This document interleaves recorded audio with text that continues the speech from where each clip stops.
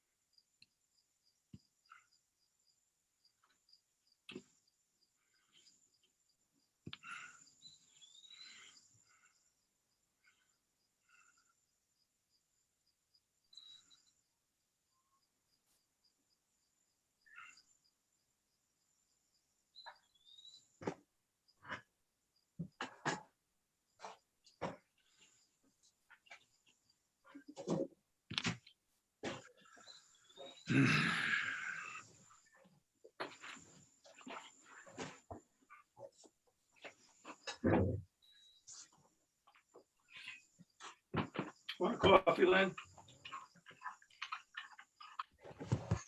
In the chat box. Okay. If you'd like to speak in the hearing. Mhm.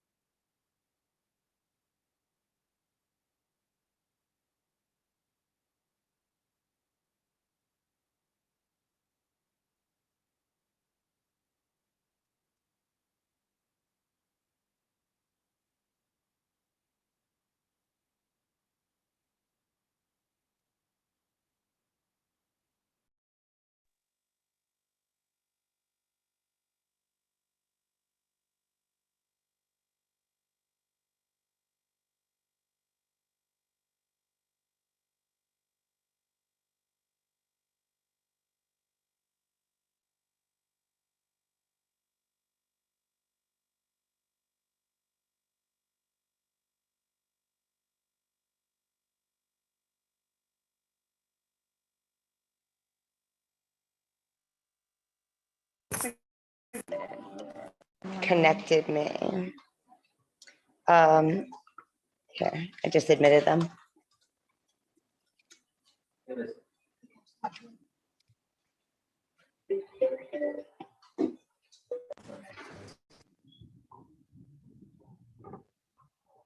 Michelle, are you making a comment that you have your constructive public comment? Thank you. Yeah, so people are posting in the chat also about commenting. Yeah. And if you want to log in again. All right, we are sound checking. Can people hear us now? Yes. All right, we got a yes. Okay, I need to add a few things to the. I can hear business you as agenda. well. Thanks. Hi, Dennis. Hi. Okay, so Chief Lucchese was going to be here tonight. We're going to have to reschedule a conversation with our police chief.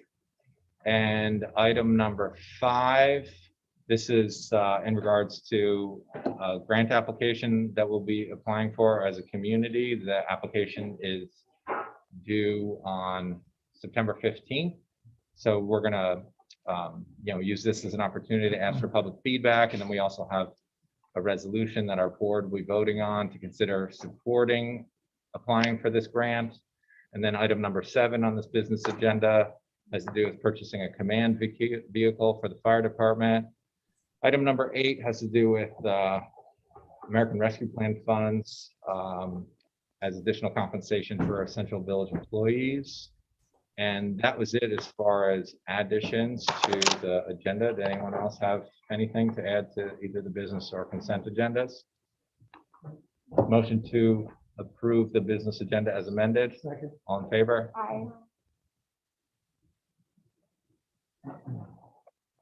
Any announcements on anything at all from the village board? I have a few announcements. Go ahead, Alex. So obviously COVID remains a crisis, and I just want to share some issues going on. So our zip code is only at 59% vaccinated right now. So we're behind most of Ulster County in that aspect. And so please get vaccinated if you're able to, and keep masking up and social distance. We are continuing to update the response doc regularly, which can be found on the village website in the signature of all of our emails or at bit.ly/newpulse-COVID-19. Right now, we're at 46 active cases as of today in New Paltz. At the last village board meeting 2 weeks ago, there were 26 cases. And then I did just want to share a quick announcement that, one of my projects I've been working on for a while about use of police for enforcement of village quality of life laws inventory, it's still ongoing. And I'm really excited to share that I have an intern helping me with that project now, starting tomorrow. Great. Anyone else on the village board? Yeah, I have just an announcement about Narcan training. And you can do Narcan training online, over the phone, or via Zoom. The Zoom is on December 24th, but you can go if you're only user online or over the phone anytime to learn how to administer Narcan and get your kit and visit opioid prevention nc.org. Great. I got one. Okay, Bill? On behalf of the town of New Paltz, I've got an announcement that the town is accepting applications now to join the police commission, so you can send that to town.newpaltz.org if you're interested in joining that.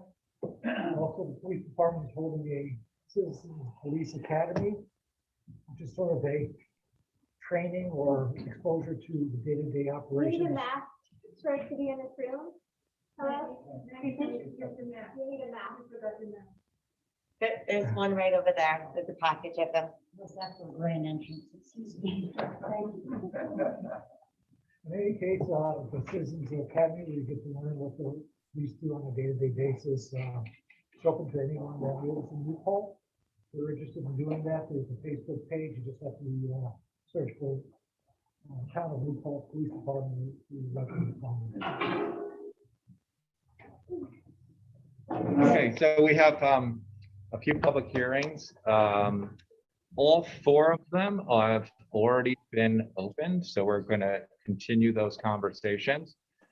I'd like to, just for context purposes, share with everyone. So we have the consideration for a draft law regarding good cause, and the draft was distributed, and as we do with all of our laws, and what we try to do as a village board is we have public hearings to receive feedback, and additionally we like to put laws out and hold public hearings because we want to be able to have the opportunity to wordsmith them and make them as intuitive as possible and as clear as possible. This is standard procedure. So, if folks have had questions about, well, how come there wasn't a committee to introduce this law? Because this is the process. We circulate a draft, and we hold public hearings, and we err on the side of keeping public hearing open longer than is customary, and probably what we've seen from many other village administrations in the past. And you can look at numerous other laws that we have considered, both laws that we have ended up adopting and laws that we have ended up jettisoning. So with all that being said, we have a draft number 2 of this law that we be going through line by line in the business portion of this meeting. So the public hearing that is open right now is essentially for the first draft. And just to err on the side of being technical, we're probably going to keep this public hearing open because we want to hear from you. And we will close this public hearing tonight and then reopen a new public hearing for the second draft. So if anyone wants to make but the spirit of the law has remained the same. I think that's really important to emphasize. So if anyone would like to comment on the law itself, the draft, or where they think the law should go, we want to hear from you. I'm just going to ask everyone, whether you like the proposed law or do not like the proposed law, focus on the words that have been included in the draft. Focus on what the law is trying to do or where you think it's lacking. We don't need additional commentary on how you feel about the author of the law, and we don't actually need commentary on about like whether you feel you're like an incredibly fantastic person and the world should be super excited that you're here tonight. Like, we want to hear public comment about the law that we're considering. Really nothing else besides that.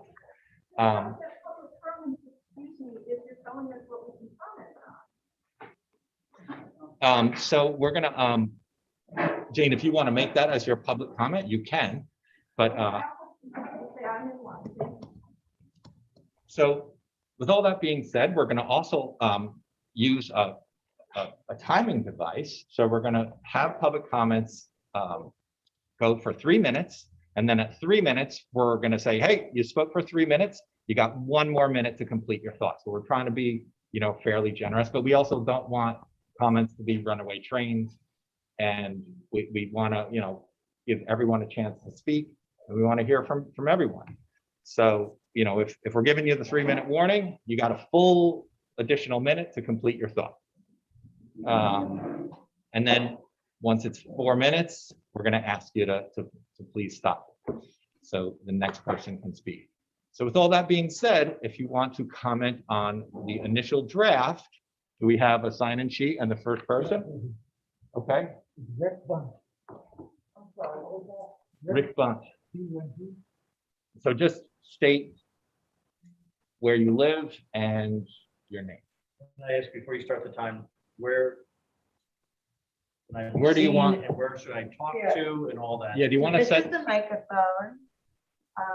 set that up so we can see, or I guess. Oh, I see, yeah. Yeah, it's hard to get everyone. Just pinch in a little bit. Mayor, folks on Zoom want to know what the process is for folks tuning in on Zoom, like how you're going to do it. I guess we'll have to ask them to comment after we hear from everyone who's in the room. Okay. We're good. I know that last time you did kind of a back and forth, but maybe we'll just stick with and award the people who signed up in person. And where am I speaking to? This? Where's the Yeah. camera? Right there? Camera's there, mic is there. Yeah. You've got it. We'll start. Okay, I'm ready. Okay, hi, I'm Rick Bunt. I was born and raised in New Paltz. I've owned property in the village for the last 15 years. And I'd like to talk about the eviction process and this law. Evicting a bad tenant is more difficult than you think. Alex Wojcik was quoted in the Times Union on August 23rd, 2021, saying landlords in New Paltz could still evict tenants if they violate one of 10 requirements, such as failing to pay rent, refusing a landlord access to make necessary repairs, or conducting illegal activities on the premises. There are many gray areas of the law that are difficult to prove in a court of law. I am quite sure that none of you sitting on this board have ever been forced to evict a tenant through the court system. I can tell you, proving your case is difficult and expensive. Imagine you have a tenant who is selling drugs out of their apartment. People are going in and out of your property at all hours of the night. Guess what? Until the police come and break down your door and arrest them, you have no right to evict them. Imagine you have a tenant that likes to destroy something in your house once a month, and then they want you to replace it with a new one. Well, that's not grounds for an eviction either. Or you have a tenant that likes to scream or blast music at the neighbor because they don't like them. Well, until the police can come and catch them, maybe 3 or 4 times, that's not grounds for an eviction either. Hopefully you see where I'm going with this. It's not easy being a landlord. When something is wrong with the building, we get a call from the building department. When a tenant is too loud, we get a call from the neighbor. When there's a health emergency, we have a governor that says you don't have to pay rent anymore. And now you want to take away our last option to get rid of a problematic tenant by not renewing them. That is just terrible, and it's very short-sighted by the village. This law will hurt the majority of good renters and owners while rewarding bad tenants. Regulations always hurt the small business owner. This law will encourage big business to take over the housing market and force small businesses to sell. Large corporations have the ability to keep attorneys on retainer. Mom and pops don't. You think you are solving a problem, but in reality, you are just creating new ones. So let's get down to what this law is really all about. It's obvious that New Paltz does not have an eviction problem. If we did, this board would be providing concrete numbers on the supposed crisis. We also don't have a problem with rental prices, because if we did, the village board would not be supporting the new project called Zero Place, which is charging 50% higher rent rates than the rest of the market. To me, it's obvious that this law is not needed here. We have had almost zero evictions for the past 18 months, and the cost to live in the village is based on supply and demand, not your version of greedy landlords. New Paltz is once again being used as a testing ground to push a statewide rent control agenda. I like to close out with a thought. All we have in life is our time, and we use that time to do labor. That labor converts to income, and that income converts to private property. By saying that we don't have the right to private property is the same as saying we don't have the right to our time or labor. Thank you. Thanks, Rick. Next is Faith Nichols. Faith Nichols. Here, I think I need a clarification on the non-renewal. Yeah, I'm sorry. The non-renewal part of this. You want to just come in closer so we make sure that you're a little closer, a little closer. There you go. There I am. I want a clarification on the non-renewal. Like if my landlord decides I need to go because she wants to raise the rent even more, and then I don't get renewed. I didn't do anything wrong. I have nothing against me. And that's what I'm looking for, is where does this protect those tenants? Those who destroy property and everything, I understand, but those of us who are good and pay our rent on time, why do we get non-renewal? And also the increases to rent. I'm concerned that ours have been going up 10, 15% a year for the last 3 years, and this year was worse. People went up, I think, 15 to 20%. And we've been told by the landlord, I can get even more. So, you just kind of wonder, where are we in the queue to get some, justice here? I mean, you move in, you're told it only goes about $50 a month. I'm sorry. Speak a little louder. I'll try. You can make, Okay, all I want to know is, what does this provide for those that are good citizens that pay their rent, but yet face increases in their rent, and also the non-renewal policy? Those are my questions.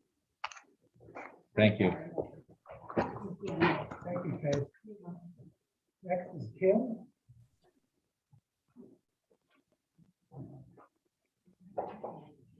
That's it, yeah. Hi, I'm Kim Schoolis. I live at 63 Plains Road in the village of New Paltz. Sorry, you're facing over this way. I know, it's fine. You could probably address the group, and because we can hear you, so that's probably fine. My name is Kim Schoolis. I live at 63 Plains Road in the village. I've been a resident here for over 30 years. I have a lot of friends that live in New Paltz. And some of the things that concern me with this law, why I'm very supportive of it, because I think it's needed in the village. But I'm glad to hear there's going to be a second draft, because I think today we're going to hear a lot of people's comments about what needs to be changed in it, because there are some problems. The rent increases that people have endured for the last year or so, especially during the pandemic. I mean, I'm appalled to see the landlords doing what they're doing because of the rent increases on these people that really have a problem trying to pay them. Okay, so I think that since we are in a pandemic and it's going to continue maybe for a little bit longer, I think there needs to be something written in the law for some type of emergency that may happen in the foreseeable future that needs to be addressed. And it's something in writing where it will be addressed and it will be taken care of. So also we talked a little bit here amongst us about the 5%, raising someone 5% could be a really big impact. So I think that needs to be looked at. It doesn't say it's a guaranteed, but, landlords can think, well, I can raise it at least 5%. So I am in support of the document. wholeheartedly, although I think there needs to be some changes, and I'm hoping today some other people will have a lot of ideas about what they can do. And, you know, I'm for the tenants. I don't want a home, but I still feel for the people that I live in this community with. Thank you. Thank you, Jim. Next is Leonard Moser. Good evening. My name is Leonard Moza. I live on North Oakwood Terrace. I And guess, just come in so we can capture you on the video. I'm going to speak on one item. It has to do with the percentage increase that's permitted. I just got an estimate of $49,000 to re-side the entire outside of one of my buildings, remove it and re-side it. If you limit the cap with which you can raise rents, there has to be something in that if X amount of money is spent to invest and refurbish the property and make it better, you have to be able to adjust accordingly. There is nothing listed in this law at that particular time that discusses that. Thank you. So we are not going to have discussion based on every comment, but it seems like there's some confusion about state law and what this law does in terms of referencing state law. So in 2019, the state instituted a law that said, if you raise someone's rent more than 5%, there's a notification process. So all this law is doing is referencing state law from 2019. You can raise someone's rent whatever you want, provided that you do the correct notification. And if you raise it more than 5%, the tenant could take you to court and object to it on the grounds of the increase being considered unconscionable. That's simply state law. That's not this law. This law is merely referencing that mechanism. Mrs. Jane Chambers, please. Hi, everyone. My name is Jane Schamberg. I live in the Ridge at 58 South Manheim. I've been a resident of New Paltz for 18 years. And I think we're looking at a beehive that has had a stick taken to it. And I think landlords are getting stung, and I think renters are getting stung. And let me tell you why I say that. I have been on the Facebook moderated page, but I'm sure some of you also have, and we've seen incidences, if you can believe what people put on there, and I think sometimes I do, that rents have started to rise already. I know in my case, I have signed a lease, and my lease is going to be coming due in the next 2 months, that says the landlord can charge me anything they want. And with market rates going up because of the lack of housing available in the village, particularly, this money thing has become really more of an issue in my mind than eviction. This law sets up a lawsuit, and if you have a dispute, you have to go to court. I've been to small claims court here in New Paltz. I was asked where my lawyer was. In small claims court, you don't have a lawyer. I lost the case. It was very, very difficult, and it was not useful for me. I would have hired a lawyer had I known it was necessary. My concern overall, as part of UAC housing activism, which we're proposing and promoting affordable housing, more affordable housing in New Paltz, in the village and in the town. My fear is if landlords feel that they are not in control of leases, if they can have a tenant for life, whether they like that tenant or not, that it will discourage investment and it will discourage them building more rental properties. There is nowhere to move here. If I have a dispute with my landlord, say my landlord, because I signed a lease that says they can raise anything they want, they raise my rent $500 a month. Now, my landlord's also my neighbor, so I don't think she's going to do that. I think there are some cases that are bad and some cases that are not bad. But if in theory, they're going to raise my rent $500 a month, I have nowhere to move. I'm 76 years old. I can't just bop around and climb stairs. I have arthritic knees. It doesn't look like it, but I do. And so it's a real, real problem for me. I think that it is better to arbitrate than to litigate. So I have come to propose a Village Housing Arbitration Board. Now, I know this is not in the law, and since you guys are going over it again, it seems silly to comment on things that could change. I'm proposing this board with teeth, with the ability to settle disputes between landlords and tenants so that they don't have to go to the crowded small claims courts. I will be finished within a minute. There would be 6 months terms so that there are not permanent people on this board. They would be selected randomly from people who actually live here, who are registered voters to prove that they live here. There would be someone to break the tie, and they would be chosen in rotation, blind rotation, so that nobody can fix anything. I'm happy to flesh that out. I'm happy to research that and find out other municipalities. I did a little bit of research. There's nothing in New York State that I can find where a municipality has its own rent arbitration board. It would save our courts, it would save time, it would save money.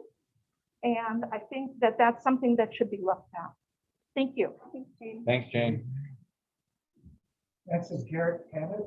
Hello, I have a couple of notes here. So I'd like to say, Garrett, just move over one more step. Oh, my There you go. It's right there. My That's name 2 is steps. Garrett.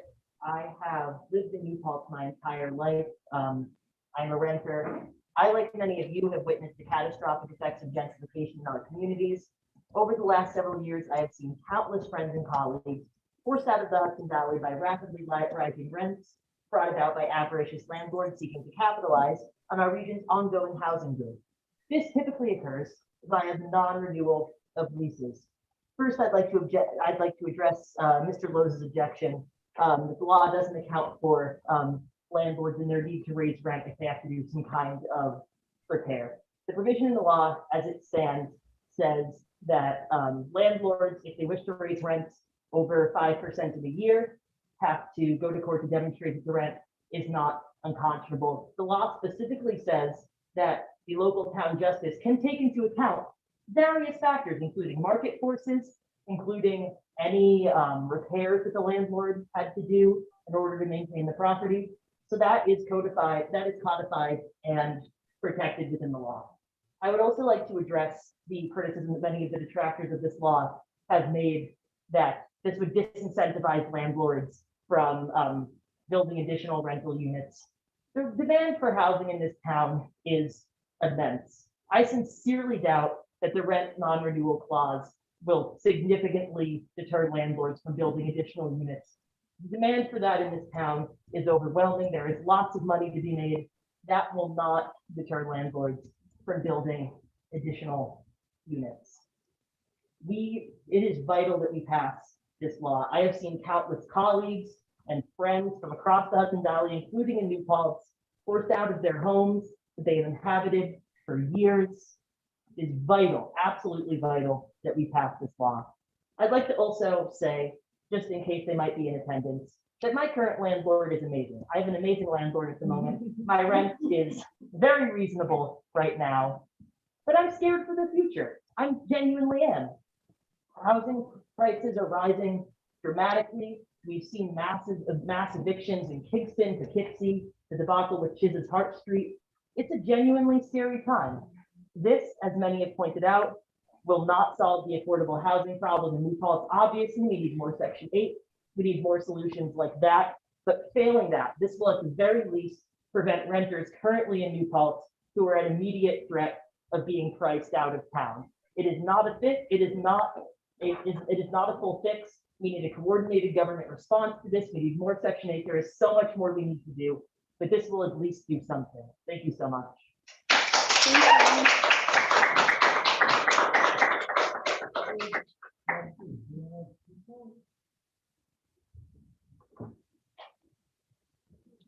Hey everyone, I am Tina Cooper. I'm a business owner and renter in the village. And I'm here to voice my support for this proposition. I hope you don't mind me reading from my notes. If I don't, I'm going to go with it. So first, I just wanted to address some comments that I heard at the last meeting about everyone being in support of the law being from the city. I want to be totally upfront and transparent about the fact that the story I'm sharing tonight is something that happened to me while I was living in Brooklyn. By sharing this story, I'm not saying that I think any of the landlords in this room or in this town would do what my landlord did. But I hope the key takeaway here is that without a law like the one that's been proposed, what happened to me could happen anywhere, to anybody. I also feel the need to mention that I did grow up here in New Paltz, and my family has lived here for over 40 years. So I have always considered myself to be part of this community, and it is one that matters a whole lot to me. So early on in my time in Brooklyn, my husband and I were forced to move out of our apartment at the end of our lease because our landlord raised our rent by $750 a month. I can confidently say that we were great tenants. We always paid on time, never caused trouble, and were on great terms with everyone in the building. Unfortunately, the neighborhood we lived in was becoming more and more desirable, and our landlord took advantage of that by slapping a fresh coat of paint on the hallway and raising our rent by over 35%. He knew that if we wouldn't pay the astronomical new price, the next tenant would. We had no choice but to move out, which gave us 30 days to find a new home. That is not an easy task in a competitive, oversaturated market. And when you took into account our budget constraints and the fact that we had to live within a reasonable commute to both of our jobs, it became nearly impossible. Moving is also really expensive. Sometimes you have to pay a security deposit on your new place before you receive your old deposit back. Sometimes you have to hire movers to help with the heavy lifting. And that's not something that many people are able to budget for, especially when you have no intentions of moving at the time and you're living paycheck to paycheck, even while working full time. That was one of the most stressful months of my adult life.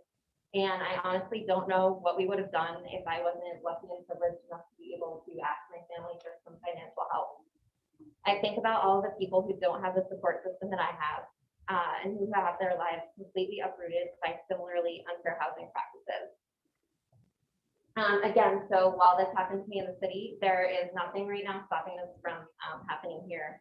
I think it's important to remember that our local housing market is becoming just as competitive and oversaturated as a place like Brooklyn.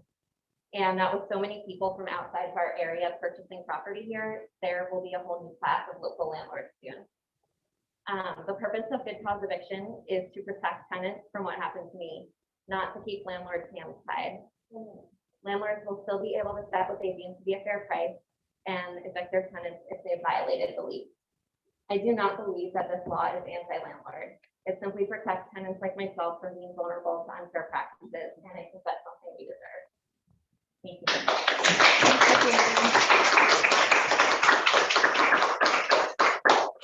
Eunice Draw.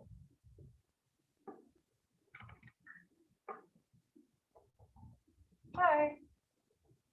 Most of you to my phone. My name is Eunice. I've lived in the village of New Paltz for 5 years, and I support the good cause eviction bill. I also support the right of non-property owning working class to have a chance to support this bill, as well as participate in local politics more generally, without feeling threatened with eviction or harassment. This bill is important to me as an artist residing in the New Paltz community, as many of us have witnessed the deculturing effects of gentrification in our village by way of, but not limited to, the restaurant-ifying of a staple community space called cafeteria due to rent increase, the STEM-ifying of SUNY campus, the inflation of land, rent, and property prices pushing out the very people who make this area desirable. Myself and many of my friends have experienced week-long gaps in between leases, losing our minimal savings due to relocation costs, non-renewals due to personality differences, the stress of scrambling to find somewhere to live in a short time frame, and settling on the worst conditions or outrageous rent due to sheer lack of availability and time. Most of myself and my friends are service workers, and we make like 13 an hour. And also for the majority of the time that I've lived here, I haven't had a car, so I wasn't able to get out of New Paltz to work. The majority of businesses in New Paltz are service jobs paying minimum wage. So taking all that into consideration, I think this is a really, really important law.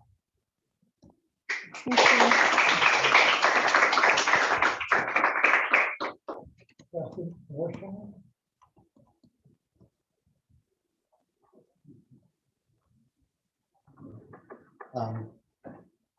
Hi, everyone. I'm Justin Orshon. I have lived in Kingston for the past 4.5 years. I rent there. And I came here because this issue is felt so akin in that same community, as well as personally myself and my fellow housemates have experienced the threat, displacement from our own community due to pricing out. So just some extra context, I grew up the son of a landlord. I've managed housing for campuses for over 4 years, so I can actually really appreciate the challenges that come with the responsibility and onus of ensuring well-being of tenants.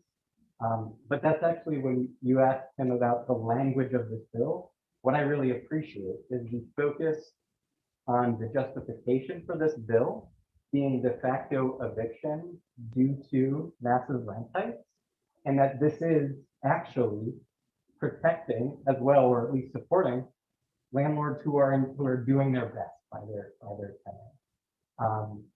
And so I want to wholeheartedly support that effort. And specifically, I actually want to call out cause for some critique and concern with section A1II and IV, which calls out the criteria for determining like what is unconscionable. Is it gives a lot of leniency, frankly, to court, as well as it includes improvements made or significant market changes as criteria. Those are the existing reasons that we are being told that our rents are going up $500, $700, $1,500. So I just want to acknowledge that I believe that that is a cause for concern, that the same justification used for rent hikes, like who's determining what makes that unconscionable due to these are just market forces, we're just living supply and demand. As well as acknowledge that yes, this bill, we need it. New Paltz specifically is what, over 70% renters. I'd like to say that previous arguments about it being a vocal minority in support of this are laughable because of that. And that this frankly doesn't go far enough. We need rent protection as well as price protection, but this is a good start.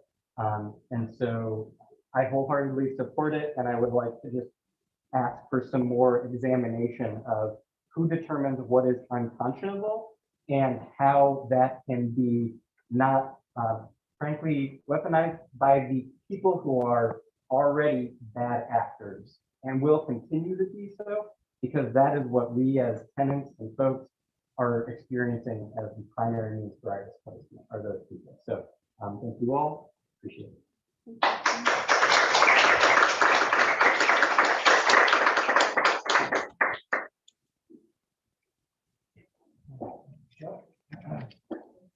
Next, four.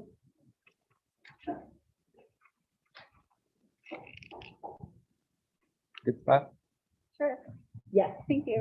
you're great. Hi, I'm Nick. I've lived in the Hudson Valley for most of my life. I'm also currently living in Kingston, so I'm not part of this town, but I did want to speak a little bit to share about my experience, because over in Kingston, we have had such huge numbers of people being forced out of their homes, even with the eviction moratorium in place, and it's going to get a lot worse soon. Being forced out in all kinds of ways by having their rent increased to the point where they can't pay, or other methods. And many times either ending up homeless or being forced to move away from the community that they've lived their entire lives in. And of course, these things, the people who are affected the most by this are low-income people and people of color.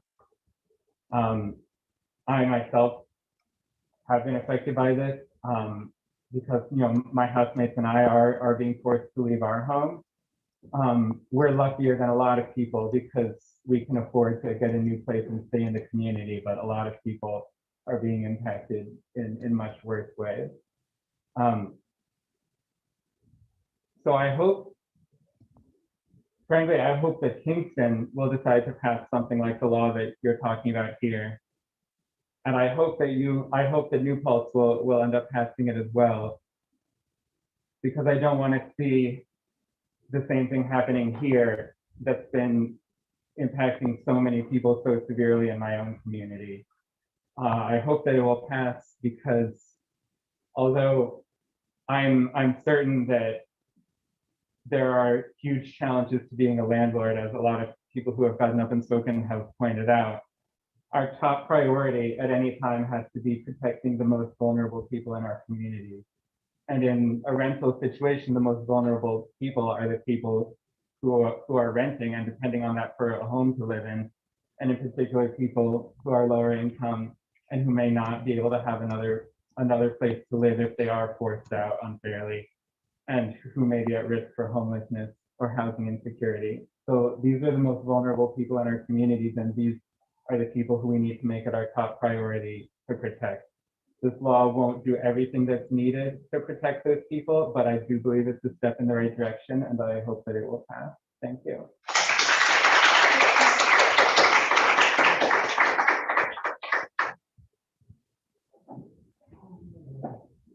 Adele? Ruger? Yes, thank you. My name is Adele Ruger, municipal resident and property owner. Before I make my very few points, I'm just curious about the way this procedure is working. I mean, there's a new draft of the law. We're commenting on an old draft of the law. It would have been helpful if we saw that draft and then could come today and comment on it. You know what's going to happen in the future? There'll be another draft. Right, and we'll be commenting Yep. on one backwards. And It's so hard. a lot of the points that we're Legislation. making don't make sense. So I just wanted to say that. And my comment is, I don't see the data. I don't see data coming from this village. I see people from here, and I see a lot of talk about money and increases. But I will tell you that it is nearly impossible to evict a tenant because of nuisance in this village. Even if it's a severe nuisance, it's impossible to get them out. You know, even if they're disturbing other tenants, it's very hard and it's very, very expensive. And this law, while it may be protecting one person or a couple of people, it's affecting the other tenants. And so I think that this law will, you have to spend thousands of dollars to evict the tenant. And in the meantime, they can either destroy your property, disturb the neighbors, all these things. There is, as Rick pointed out, a gray area. So where it's go tell a judge that the apartment reeks of cat pee over and over again. And you know that apartment will be destroyed. And the judge's going to say, cat pee? What? That's a problem. And that's not going to be addressed. So I think this law will create less housing, causing courts to be tied up. New leases will be unable to be consummated. Vacancies will be created, and rents will go higher. Thank you. Next is Phil. I'm sorry, what was that? Phil Horner?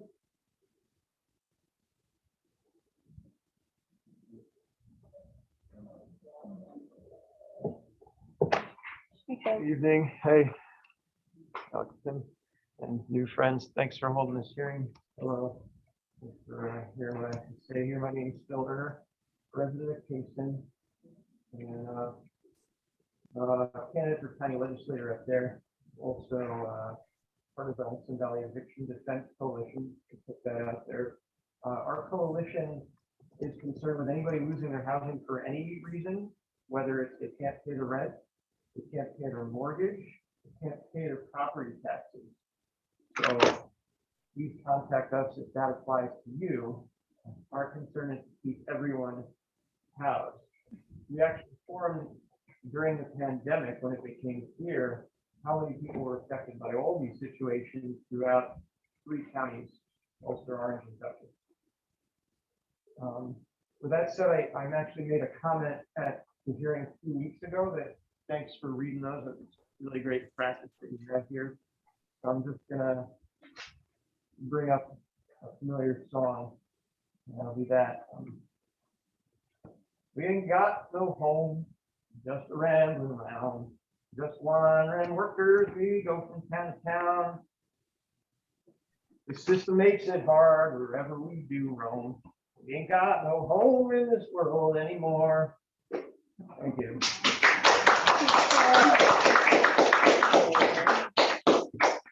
Next up is Matt Silo, please. Hello, everybody. Matt Eiler, New Paltz. I had a whole statement prepared about how we should try to kind of tone down the rhetoric, try to listen to each other a little more, understand each other's point of view, and work together to make this a better law. I'm very happy to see that the tone tonight is more civil and that people do seem to be listening. So I'm happy to see that. I also just found out today, Tim told me about that there is a new draft of the law, as you just mentioned here earlier in the meeting, that we're going to be hearing about that this very night in the business section. So I'm happy to hear, I know that that's standard practice, but I'm still happy to hear that at least the concerns are being heard. I mean, we don't know what the changes are, but I'm happy that you're at least open to making changes. Very excited to, or very interested to see what those changes are, and to continue to work through the process. I would say, even though Adele just brought it up, I do think it would make sense, if possible, if there are new drafts in the future, to maybe try to post them to the Google Doc on the village website, maybe 48 hours in advance, just so we can review them and so we don't have inefficient comments over an outdated law. So it's something I would suggest if possible. I know sometimes the way work is you don't get to it till later, but I know when we submit stuff to the board for review, it has to be a certain amount of time before the board meets so the board can review it. So I think it'd be nice if we, everybody on all sides of the discussion had time to look at those changes, and perhaps even the document could be posted with a track changes function, just so people can identify the changes that we need. That's all I got to say. Thanks. Yeah, we will definitely provide the updated version with track changes, but just from a procedural point of view, the reason that we're doing it this way is because we don't deliberate as a body outside of meetings. So Alex and I can brainstorm on proposed language, but we have to do that at the table with the board. Got it. So you can't sort of approve a draft for consideration except for at this very meeting. Right. And that Because our intention is to continue the process to open another public hearing and to close this one.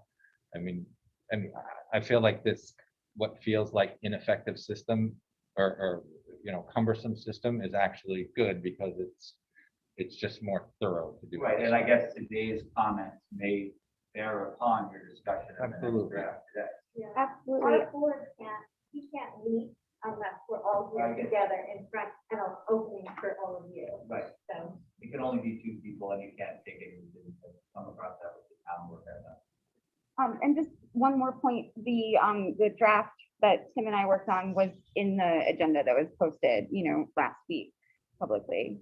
But I do realize that sometimes, it depends on your access, to see what, I don't know, track changes, but it was in there anyway. Okay, next comment. Liz Elkins.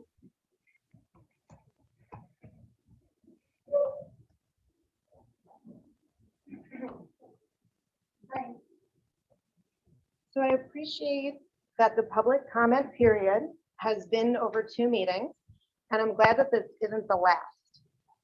I'm glad to hear that the public comment period will also be extended so people have time to review the new draft.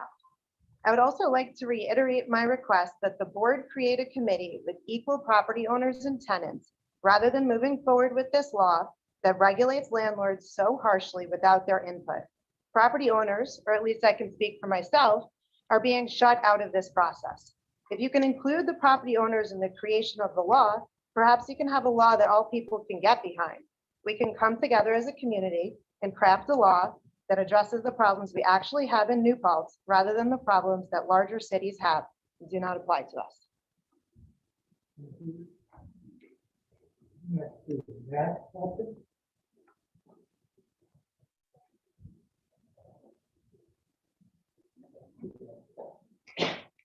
We always walk in together, so we speak at the same time. My name is Matt Elkin. I'm a resident of New Paltz, and thanks for your introduction, Tim. That was very helpful, and I agree with what Matt said. It really, for me, the best part was that it offered some clarity, which was a little overdue on the process. In the last meeting, we were told that there would be 3 public hearings, and that felt too short, and it felt rushed. And so now it feels like there's some process. Somewhere it was lacking an explanation, even inside discussions outside of here. And also, I just want to comment that many of us were uncomfortable with the tone at the last meeting. And since the property owners were mostly blamed for it, I think it's great that we're all just kind of doing it over, getting that second draft. And I think the law was basically rolled out a little prematurely and inappropriately. So as a first draft, it's great to move on and kind of start over. So I appreciate that. So with that said, I had to cut everything out in my first draft. And so just some suggestions and recommendations moving forward into the new draft. Most importantly, the problem with that draft was the divisive, offensive approach. The people that are speaking tonight for the law, I appreciate what they're here to fight for. And I hear them on so many levels, but they're not on this side. And on our side as property owners, it was divisive. And a lot of this was divisive leading up to the meeting, almost feeling like we were baited into it. So moving forward, cut the divisive, offensive approach and find the language that focuses on facts. Also, going with what Matt Eiler just said and what Tim introduced with, I'm now feeling like you're listening. And that goes above and beyond. So my suggestion is keep listening and don't turn a blind eye just because you all agree with each other. Because I know that you're all for this law, or at least that's what I've heard. My other suggestion is non-renewal. My screen just froze basically. Do you want to come down here? I'm gonna see, I might just check out. I can Okay, start over. sorry. I really want it to be clear that non-renewal is not the devil, and it doesn't have to be. It can be a peaceful parting of ways if needed. And tearing down non-renewal is not going to save the housing crisis, but it can perpetuate toxic landlord-tenant relationships. And it is so clear that there are bad landlords out there, but it's got to be clear to everybody that there's tough tenants out there too. And we all need to be protected from each other in some way, shape, or form. And then the final thing is, why can't we get some data to go along with this as the law continues? Thank you.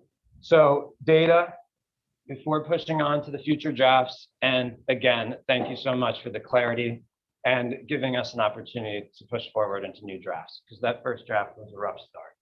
Thank you so much. Sorry, but Robin.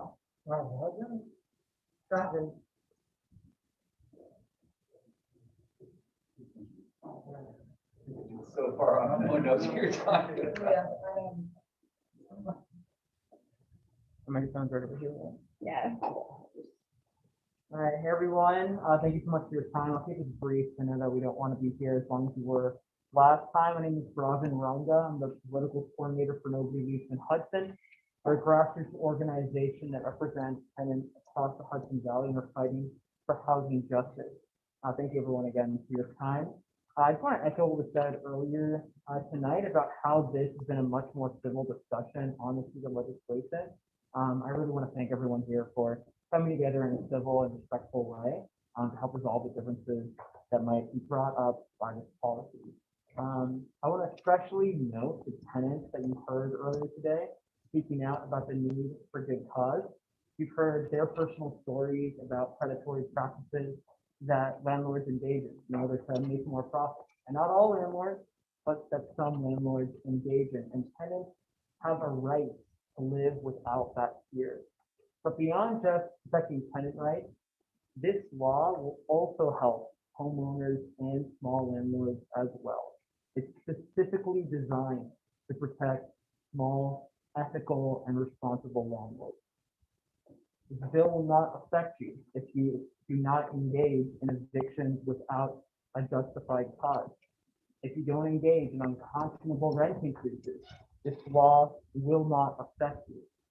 If anything, this law helps small, responsible landlords because it removes the unfair market advantage currently enjoyed by predatory ones. If anything, it's giving you an advantage in the market. Finally, I want to address a couple of the misconceptions about the law. I heard earlier that this law doesn't allow for amicable non-renewal. There is a provision in the law that allows the landlord and the tenant to agree in writing to not renew the lease. I heard earlier that if the landlord invests in the property and changes it, they won't be able to reflect that in rent increases, but there is a provision that allows the court to take that into consideration, as well as damage to the property, especially the common areas. Finally, I want to address the narrative that this law was pushed behind closed doors without public input or through the machinations of outside actors such as myself, and that is simply false, and that's been made evident through this process. The edits made to this law since the last public hearing is a testament to that, as is the size and the vigor of these public hearings and the scope of discussion that we've had, and most importantly, through the stories we've heard through tenants, which reflects the urgent need for this legislation. Thank you all for your time. Appreciate it. Daniel Sheriff.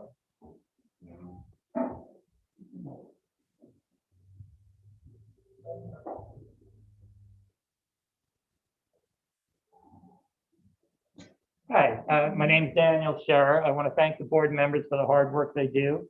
I want to acknowledge that I believe Alex Wojcik has good intentions, and I think we can disagree with each other without hating each other. I do, however, disagree with this law in its present form. I'm particularly concerned that this law, in attempting to force a few bad landlords to do good things, will prompt the many, many good landlords to become bad landlords. We talked last time about how this, excuse me, a little nervous. We talked last time about how landlords will probably start screening way more aggressively tenants. We might start raising our rents every year to keep that 5% within that 5% and not sort of lose out on that opportunity in the future. In terms of the specific language of the law, I would like to, I'd like to urge that the section that talks about not collecting rent if there's one violation on a property, that be totally stricken. That's really a totally separate issue from what this law is supposedly trying to achieve. And again, I think it prompts, I will just speak from experience right now. I visited one of my properties. The tenants have a couch out front. It's an indoor couch. I've just found out that that's a violation. It sort of prompts a bad tenant to do something that will get a violation on the landlord, and then I'd be unable to collect rent the way the law is written. So my concern is, and again, I'd really like to echo the idea that a committee be formed both around this law and a slew of things that would prompt housing security and housing affordability in New Paltz. There's several other ideas I have, I'm sure many people do. And I think some time to develop a suite of proposals all together that would have both tenants and landlords on board would be appropriate. I have not seen, and I hear that no one has seen, about what's actually happening in terms of data and information about what's actually happening in New Paltz. We have a large student rental population. I don't know how large a non-student rental population is. I don't know in terms of how big or small landlords are handling things. I worked on homelessness issues in New York City a long time ago now, about 45 years ago. And what we found is one of the biggest safeguards against homelessness was good small landlords who were allowing people to stay at below market rents. Now, if there is not a good cause, if there's not real data for what's happening here, and I would point to the board that the people that spoke on Zoom last time were all not from New Paltz. And even the people here who are speaking are talking about what happened in Kingston, what happened in Brooklyn. And even somebody said, oh, but my landlord here is good. I just want to use the analogy that if you take a medicine, it's going to have an effect on the disease. It also might have side effects. But if there's no information about what's really happening here in New Paltz, then every effect is a side effect. And I'm just worried that, again, that this law as written right now prompts bad behavior from good people. So I think we need some more time. Next is Maggie D. Maggie?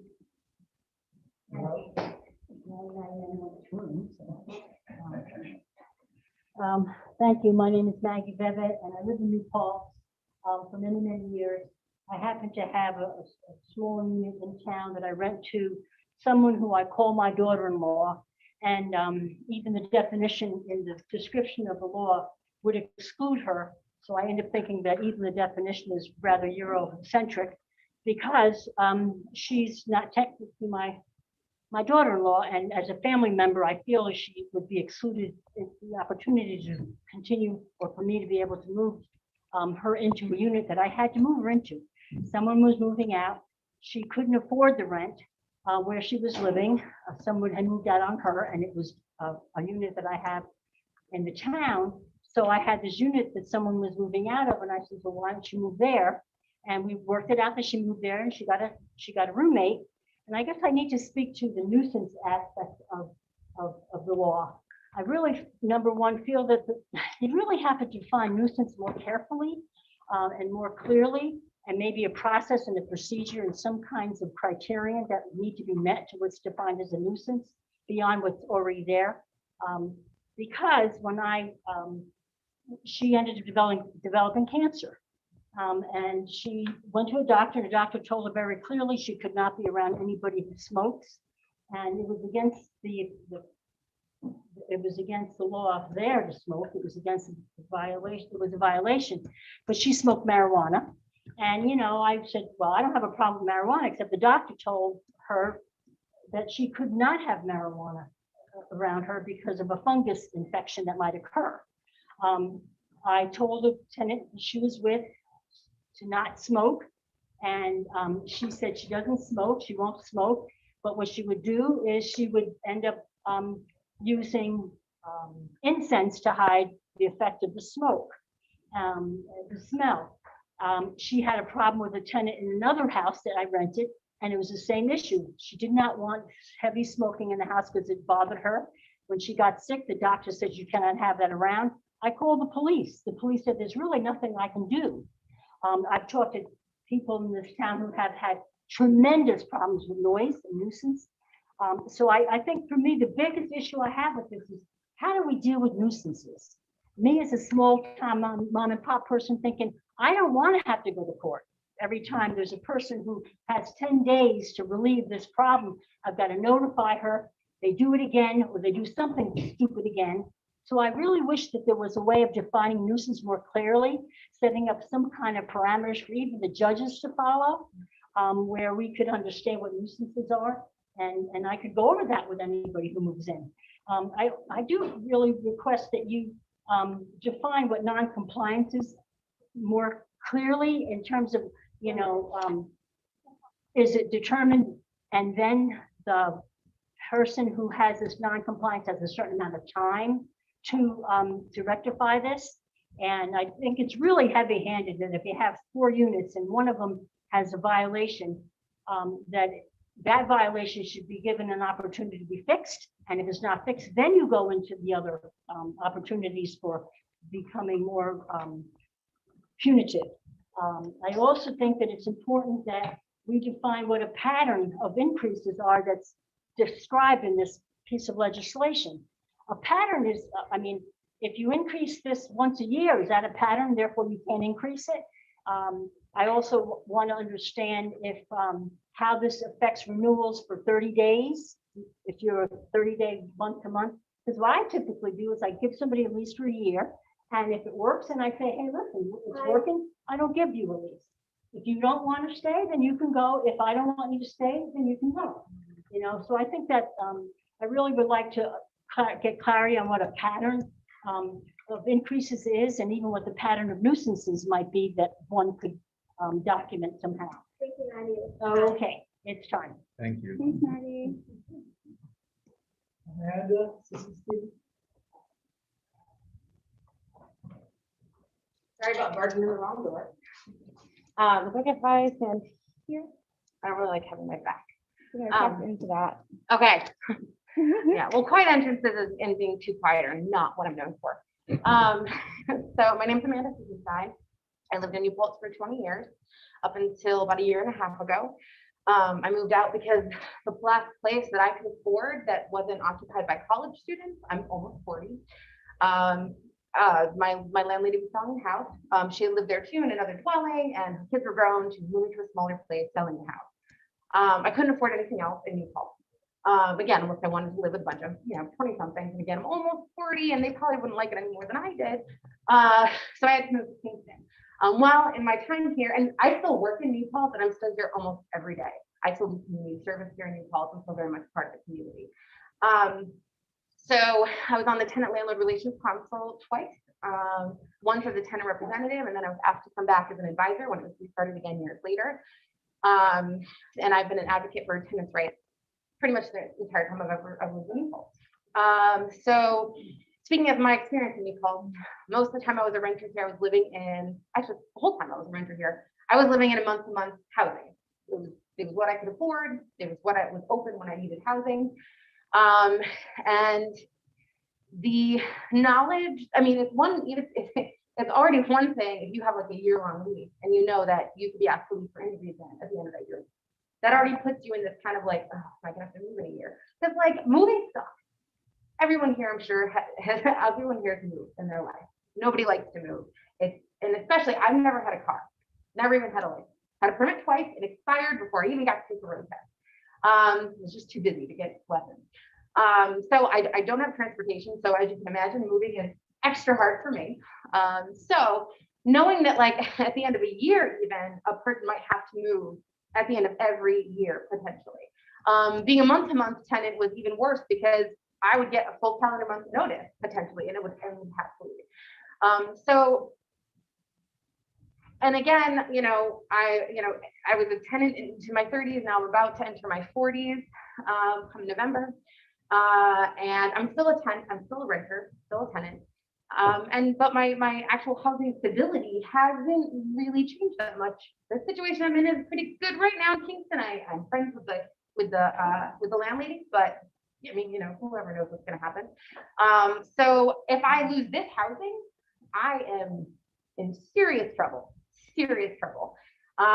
So I just want to make everybody understand who maybe hasn't been a tenant for a very long time, that even when you're a good tenant and you do all the things you're supposed to, you pay your rent on time, you aren't a nuisance, you're just doing your thing, you can be asked to leave for any reason. It could be because like a family member needs to move, and I know that wasn't the situation with you, but like in certain circumstances, in fact, I know of a specific circumstances where this happened, where a family member wanted to move into a dwelling, the people who lived there were asked to leave so that their daughter could move into that dwelling.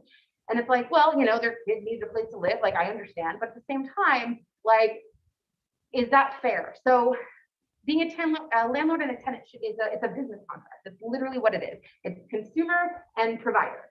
And normally when you're negotiating on those kinds of terms, there's more of an equal negotiation. But with tenants and landlords, there's an absolute inequality that is built into the law. The power, the resources, the financial resources are almost always with the landlord. And so that puts tenants in a difficult situation. So even when they want to stand up for their rights, things that are legally their rights, they're often afraid to, because their landlord can then just not renew their lease. At the end of the month, if you're month to month, at the end of the term of your lease. So these are the situations that we are trying to stop with this law. That's it. Thanks, Amanda.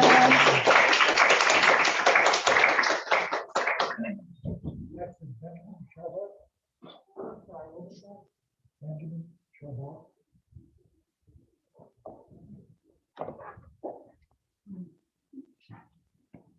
My name is Ben. My name is Ben. I grew up in Kingston. left for school, tried to move back to the area, without affording anything since then. Lived in New Paltz up until June of this year. Very active in the community, volunteer at Long Preserve, I ride minimum 50 hours a week with the rescue squad. And was renting once a month, similar situation to the last time. I've always had great relationships with my landlords here and elsewhere. But had to move out. Spent 2 months looking for something around here, stay in the area, close to town. I also bike everywhere as much as I can. Sorry.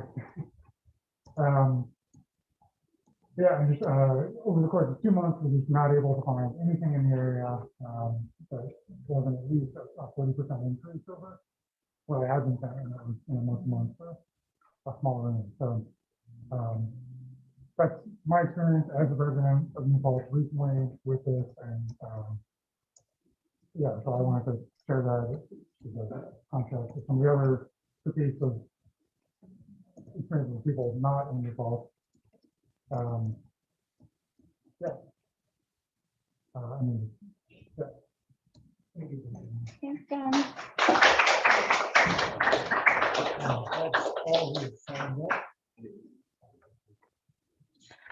Ed, you or Ed wants to talk, go ahead.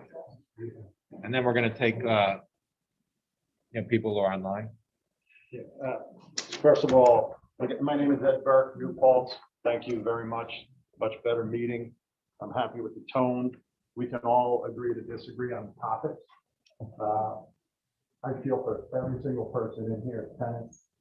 I'm pretty sure everybody in this room was a tenant at one point. Was it raining? I appreciated everything you said, but I probably disagree with most of what you said. I would love to talk to you more. You know, to me, this law is a statewide movement. And I understand why a group of people have chosen the village of New Paltz to try and promote it. The last meeting, we heard from some people outside of our community down in the city, up in Albany. You know, 70% of all the renters in New York State live in the 5 boroughs. Now, I love data. I would love to hear the data locally, but I'm not here talking as a large complex owner. I'm here talking as a mom and pop person. I would love to know in the village, how many mom and pop landlords we have versus the large complex. The faces change, but the story and the issues remain the same. I sent an article to a bunch of people in this room that 37 years ago, there was an article in the New York Times about the housing crunch in New Paltz. Again, the faces change, but the issues remain. And 37 years from now, there's going to be a whole different group of people. We have a housing crisis. There's no question about it. I'm not here to try and say that we don't. It puts people in a very uncomfortable position. I get it. I'm not trying to take away from that at all. With this law, as a small landlord, I would like to know from the board, if you can. I rent out my 4 bedrooms in 1 lease. If I give 5 months notice, I need to get consent. If I get consent from 2 and I don't get consent from 2, where does that put me? If I get consent from 3 people, but I don't get consent from the 4th person, where does that leave me? I don't see in the law where it's addressed. So I would like to get some clarity if at some point we can. If one person doesn't consent, is it up to me to find 3 other people? Is it up to the tenant to find 3 other people? Do I have to approve them? Do I get the option to approve them? So I would like to have some answers if possible. So, but thank you. Okay. You want to talk, Alexa? Yeah, I didn't sign my name. I didn't know. It's okay. I think that's important to just say. Are you sure you're speaking to this? Or Hi, how's it going? Hi, so my name is Alexa. Hi, my name's Alexa. I'm sorry. I am a commercial and residential resident in town. I've lived in town for 10 years. I think most of my colleagues hit some amazing talking points that I would have prepared a speech. I've not been so anxious about it, but thank you so much. I feel like you all mentioned something that I feel like was really important to say. Yeah, I think it's just terrifying that it's not enough to be a good tenant anymore. It doesn't matter if you have a great relationship with your landlord. It doesn't matter that you've lived there for 7 years and pay rent on time every single month. It doesn't matter that you keep a beautiful apartment. Yeah, I think we've all seen it. We've all seen our friends and also business owners and people in our community being displaced. And I don't think that you should just be able to evict someone from their home of many years willy-nilly for no reason. So yeah, I am in support of good cause eviction, and I didn't want to just come here and not say it. So thank you.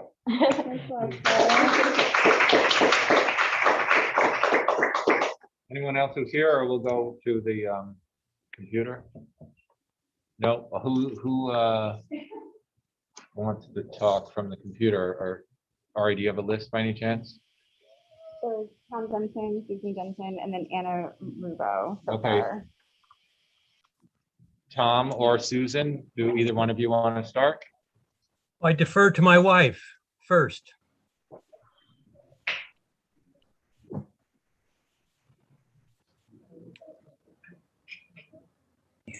Okay.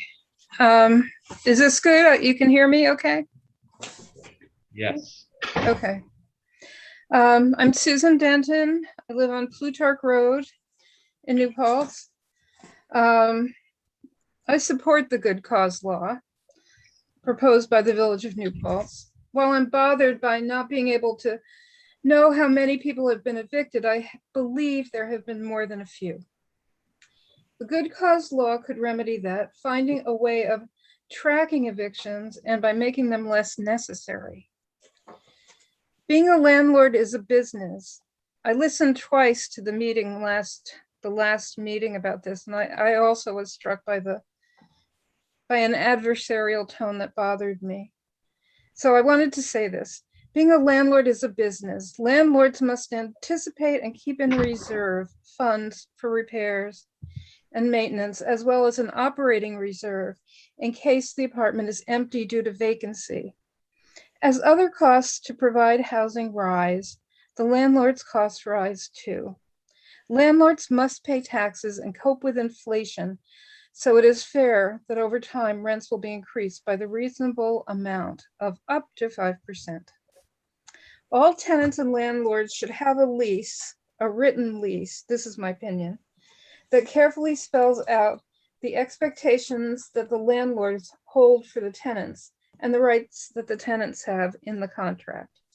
Within the lease, there should be listed every adult who will be living in that apartment, because after 29 days, that's your new tenant who lives in that apartment. And you would have to evict them separately from the tenant that you have. As a part of the lease, there should be a list of housekeeping rules such as parking, trash collection, snow removal, quiet hours, behavior, pets or not, and so on. Tenants should be given with their lease a pamphlet from the state of New York regarding their rights as a tenant. By the time a landlord has had a tenant for 7 months, they will have a pretty good sense as to whether they are a good tenant. 5 months notice that the lease will end on a day certain will give the tenants an assurance that they will not be abruptly put out on the street, will have time to look for a new place or begin a conversation about changes. Nothing in this law takes away a landlord's right to evict for good cause. It does give the tenant a reference and some rights to know where they stand. I've been a landlord and a tenant, and I've worked with tenants as an advocate to help them to be able to stay in their homes. Eviction of a tenant is a wretched thing for both sides. It's expensive and emotionally raw, and eviction can cause lasting trauma. I feel that this law creates a reasonable balance of rights and responsibilities between landlords and tenants. Thank you. Tom? Sure. Hi, my name's Tom Denton. I live in New Paltz. In New Paltz and New York and in the entire nation, obviously, we know we're facing a crisis in housing brought on by forces long in the making and also by the immediate disruptions of the pandemic. I believe this proposed amendment to housing law more directly addresses longer-term issues for landlords and tenants. We're all deeply concerned about the end of the current moratorium on evictions and the prospect of families and individuals on the street with their possessions nowhere to go. We should be demanding of our state officials now that the relief funds from the American Rescue Plan be immediately dispersed to affected tenants and small landlords. In the past, I served on negotiating teams for my union, and I lived with the contract terms we bargained. I believe that all parties in contracts are best served when the language of agreements is clear and accessible to all and includes a precise process for dealing with grievances. Good contracts promote better behavior. I appreciate the fact that many local New Paltz landlords are ethical and understand how important stable housing is to one's well-being. But the picture of affordable housing in the village is currently highly unsteady, with skyrocketing home prices and rising rents. There's churn in selling, buying, and building, and we can expect more. If the New Paltz Apartments project comes to pass, it might pull large numbers of tenants out of village rentals. Who will ultimately be the owners and landlords of the housing stock? How many will not be New Paltz residents with a vested interest in a stable, healthy community?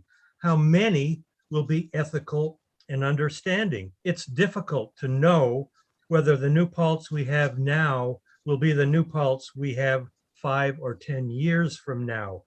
Given this uncertainty, I believe it's best for landlord-tenant relations to be steered by clear guidelines and rules, not handshakes or personalities.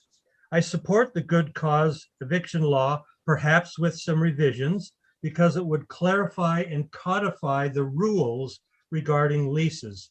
It should stabilize the dynamic that all residents of the village should appreciate now and in the future. I urge village officials and the New Paltz community to find the common ground in forums that encourage dialogue that provides protection, security, and transparency for all tenants and landlords. Thank you. Thanks, Tom. Celeste is next. Is, Celeste, are you still here? Okay. is it me, Anna? Oh, Anna is sorry. after Celeste. Oh, okay, cool. Are you writing down anything? It's a bit I hard. have everything. It's a bit hard to hear. Who am I next or not? Celeste is next. Huh? Okay, my name. I don't see a Celeste on that screen. So Anna, go ahead. Okay, thank you. Thank you very much. I'm new to the New Pulse story on this. My name is Anna, and I've been renting in High Falls for some 8 years. And I'm here today to speak in support of good cause eviction, which I would like to see adopted statewide. And speaking a little bit in the same vein as some others, I think affordable, safe, and secure housing is a global challenge. It's clearly an issue in the Hudson Valley and in New Paltz. Previous speakers have highlighted the Kingston problem, and no doubt a problem that has increased because of people increasingly leaving an unaffordable New York, and with the growing a result of the growing gentrification of Kingston and, of course, other areas. Now, I couldn't agree more with the gentleman who asked for data, including the need to better understand the landlord profile. How many mom and pop landlords are there? How many are more corporate owners? Already, if my sources are correct, and you obviously have this data, in New Paltz, of the 71% of residents who are renters, 62% pay more than a third of their income on rent. As such, they are rent burdened and show that housing costs are already problematic. Without the good cause eviction law, the degree of rent burdened people will most likely increase, it would seem. And I also agree with the speaker who highlighted the unequal power relations between tenants and landlords. Looking at this question might be a very useful part of the data gathering. New Paltz and the surrounding areas are known for their diversity, that what makes New Paltz such a fabulous place, made up of young and old, working people, students, academics, artists. And I think this diversity depends on affordable and secure rental housing and good relations between landlords and tenants. And it would seem to me that the good cause eviction can help guarantee that. And it can also seems to me that this law can protect good landlords. So I hope that it will be adopted and will provide an example that Kingston and other localities will take it up. So thank you very much for your attention. Thanks, Anna. Anyone else? Nothing's next, and then Shanice. Matthew? Hi, thank you. How's the volume? Great. Okay. My name is Matthew Swerdloff. I'm a very new rental property owner in the village. I've lived in New Paltz for almost 30 years, and my wife has lived here for almost 40. So I'm well aware of the housing shortage and the housing issues facing the community. My wife and I closed on an apartment in the village just 1 year ago, a rental property. And after closing, we made some major repairs, painted, cleaned the apartment, and very quickly found a tenant that we value and appreciate. And when it came time to renew the lease this month, we renewed it with no increase, to express to him our gratitude for his being such a great tenant. However, had our tenant not abided by the terms of the lease, we would have taken advantage of our option to not renew the lease and found a new tenant willing to do so. And to me, that seems to be a very important option for a rental property owner to have. We are not some huge corporation reaping huge profits. We are a couple in semi-retirement relying on rental income for our own living expenses. I guess we are what has been called a mom and pop landlord tonight. And my impression is that this type of property owner tenant relationship is the norm here rather than the exception. While I support the intention of the law and recognize the housing crisis in our region, I do believe the proposed law does not address the Village of New Paltz housing issues in a sound or effective manner. Specifically, I take issue with the language in the background information document linked to in the agenda. I'd like to read some of those phrases and comment on them. In the first paragraph, under more about the proposed law, under justification, the document says landlords across our state and in our village are displacing tenants in order to gain higher profits. I really would like to see the data to support this claim. Specifically, how many instances were there last year of landlords displacing tenants in order to gain higher profits? And this is not a rhetorical question, but a request for relevant data. If you're listing that as a justification for the law, you should provide the data. In the next paragraph, the document states that these non-renewals are displacing individuals and families in order for owners to rent out their units to higher income tenants. Again, I ask, how often has this happened in the last year and the last 5 years? In how many cases were leases not renewed for reasons of lack of payment, property damage, failure to abide by lease terms? Please provide these data for the community. While the anecdotes shared tonight are moving and valid, and I do not dispute them, I would like to see data. The next paragraph, it says the proposed legislation outlines common sense and practical grounds for eviction. I really sort of, to me, terms like common sense and practical display a clear bias. And to me, they're misleading. That's not background information, but rather an attempt to make this proposed law seem like something it is not. If it was common sense, we would not be having this discussion. Everybody would agree. Under bottom line, the document states that our renters are currently commonly evicted or removed from tenancy for unjustifiable reasons, creating wide-scale housing instability.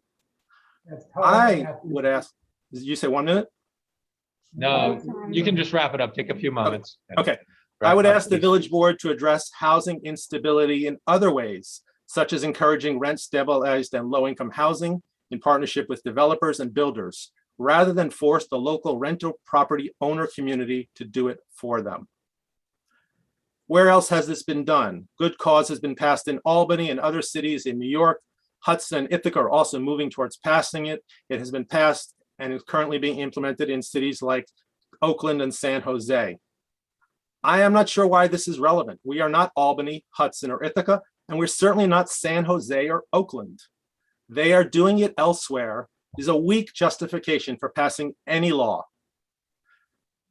Finally, I respectfully ask that the village board demonstrate strong, creative, and proactive leadership in the housing crisis that is not built on limiting the property rights of rental property owners, but rather on facilitating the construction of new, affordable housing in the village.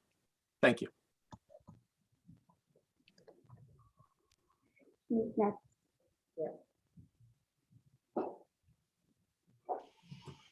Denise, you're up. May I speak? Hi. Okay. Hi, my name is Shanique Aladdin. I moved to New Paltz in 1997, although I moved to New Paltz about 3 years ago because the rent in this town is very high, as people have noted. Now, the global housing crisis in 2008 did create this mess that we're in, or like it was a part of the creation of this mess that we're in. So yes, to everyone commenting, like the rent is high everywhere. It's not just in New Paltz, it's not just in New York or the United States. Now, as someone that grew up in New Paltz, I've noticed that many people that grew up in New Paltz don't actually stay here. And I feel like part of that reason is because the rent is too high. Like, how do many 20-year-olds afford to stay in this town if they don't live with their parents or live in the property that their parents own? As many people were commenting, I think tracking of evictions and how many mom and pop landlords, diverse corporate landlords are in New Paltz is a good idea. And I mean, a 5 months notice for eviction, I just want to say also, I support this law. 5 months notice for a fair eviction seems fair in a difficult housing market, especially when an eviction does mark you. So you cannot get evicted, so you cannot get someplace to live. It affects your credit. Like, we put all of this on the tenant, but yet asking 5 months for a landlord is apparently asking a lot. I think that's kind of unreasonable for some people. Also, if you've looked at the tenant, if you've looked at the New York census or looked at the census, you can see that diversity in New Paltz, the village of New Paltz especially, has gone down the last 20 years. And that too has to go with the high cost of living in this town. We talk about the diversity of this community, the college students, the artists, but yet they can't afford to come to this town. People are buying property to live in New Paltz for the atmosphere, the vibe, but yet that's not authentic because again, the people creating that can't afford to live in this town. Like the affordable housing, again, like I said, is not just a New Paltz issue, but it is up to all of us to tackle it. It affects our town. Yeah. Many people have spoken that there is unequal power balance between landlords and tenants, and that is obvious. And that's why clear guidance is important. It's like the only way to move forward in an amicable manner. All right, thank you very much. Thanks, Denise. Kevin Kelly.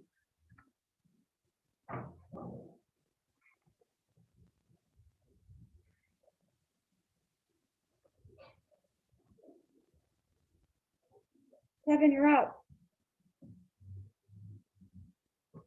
Oh, can you hear me now? Yes. Okay, I'm sorry about that. I think I had myself muted.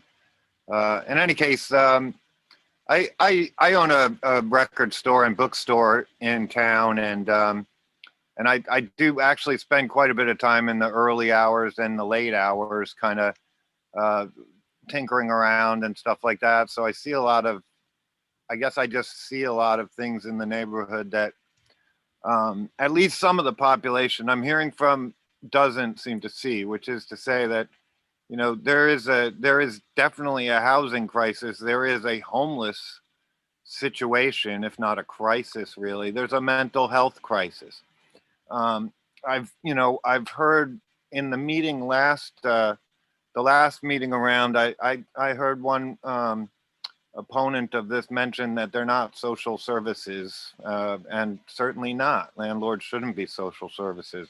And I liked the last speaker's idea that we should be approaching this, with a lot more broad-based action. I can tell you, just from sitting and hearing people's stories, I end up being like kind of a social worker. I mean, I've heard credible stories of at least a dozen and a half illegal evictions in town.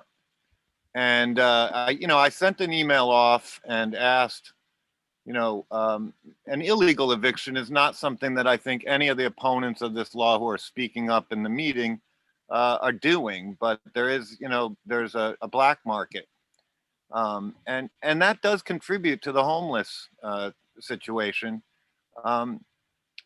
I don't know if the village would have the authority, but maybe it would. How about if sheriff serving eviction papers has to have a social worker with them to help make sure this person is going to get through this transition?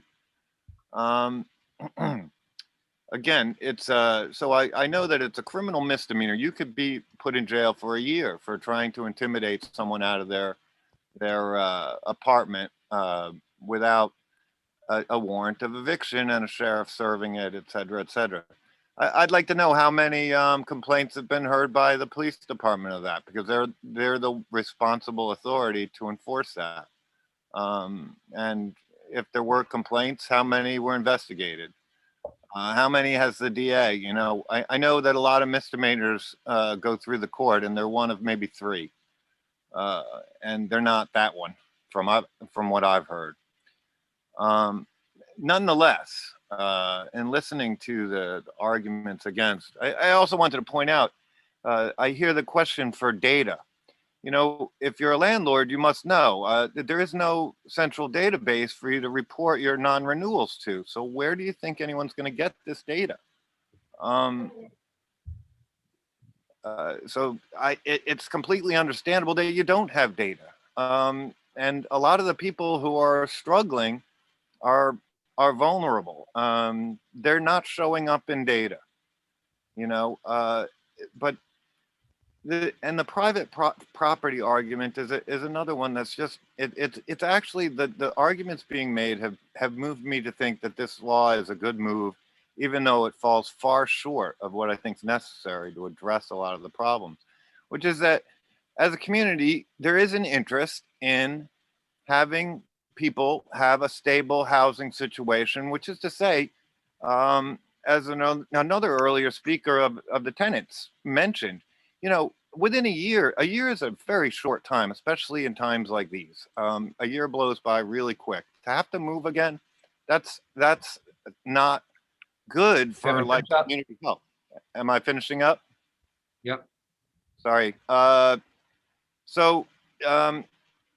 I just don't buy the private property rights argument against this, because the community has an interest in having stable housing, and giving a tenant more power to stay in their home, and not a whole lot, really. It seems like a sensible idea. So I support this also. Thank you. And also the revisions that you're putting forth, and the listening, and the process you're engaged in. Thank you. Who's next? I don't have anyone else on the list, but it seems like there were other people who mentioned they wanted to speak. Anyone in the chat wants to speak? Yes, I would. Just state your name. Bob Gabrielli.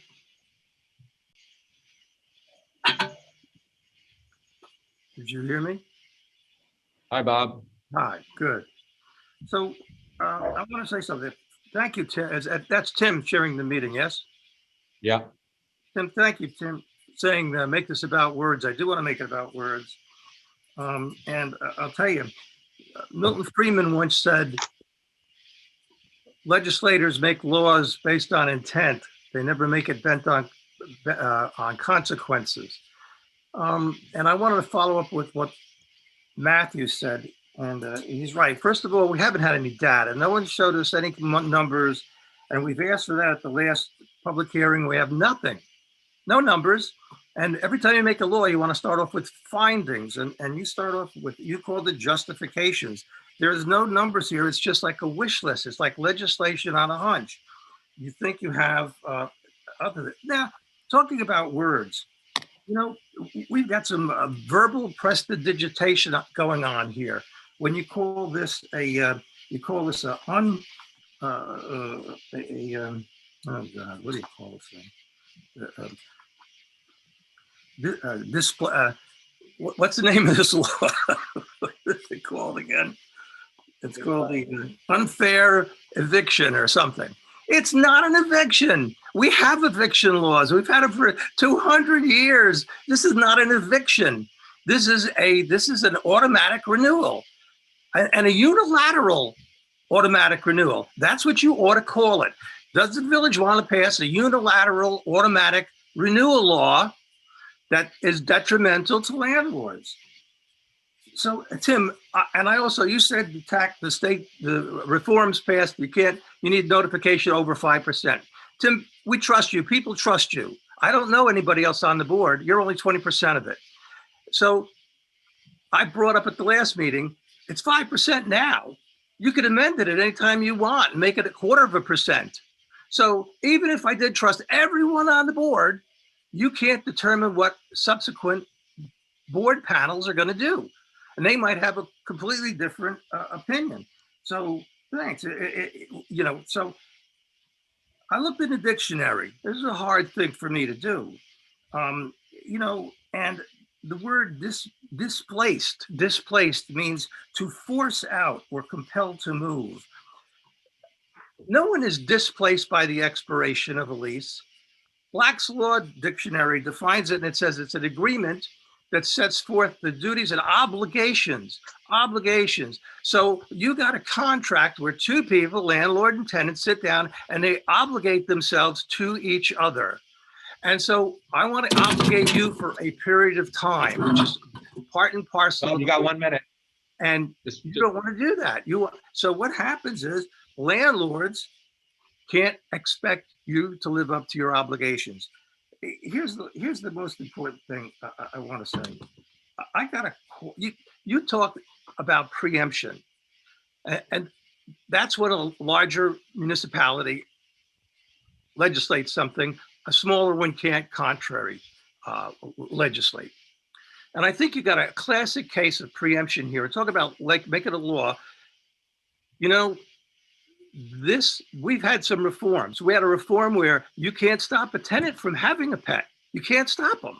And if the tenant wants to bring in another person, you can't stop them from that. So you can't regulate how many people are going to be in a room. You can't regulate if they're going to have a dog or not, except for building codes. But let's go on. But the thing here is that, excuse me, I lost my trend of thought. It happens to me. But who didn't pass this law was the Senate.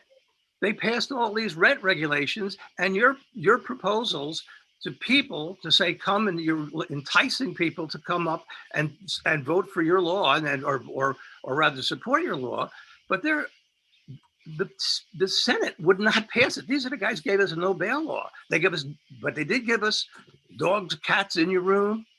And several people have talked about that, smoking in your room. So here's my last point. So today I got a telephone call, 10 o'clock. Landlord says, I got 3 people, they're holdover tenants. They've been living there for a month and a half. They haven't paid any rent and I can't get them out. I have to evict them, and they've never had evictions. I had to go get a lawyer to get an eviction. And what's happening is they're now having people come over 75 at a time to a party in the parking lot. You can't even get a logical eviction. You can't do that. And lastly, Yeah, Bob, just wrap it up, okay, please? the verbiage and We get paid and by the hour. rhetoric of this law is misleading to the population, very misleading. If you want to do it, I'd be happy to sit down and talk to you. But these are not evictions.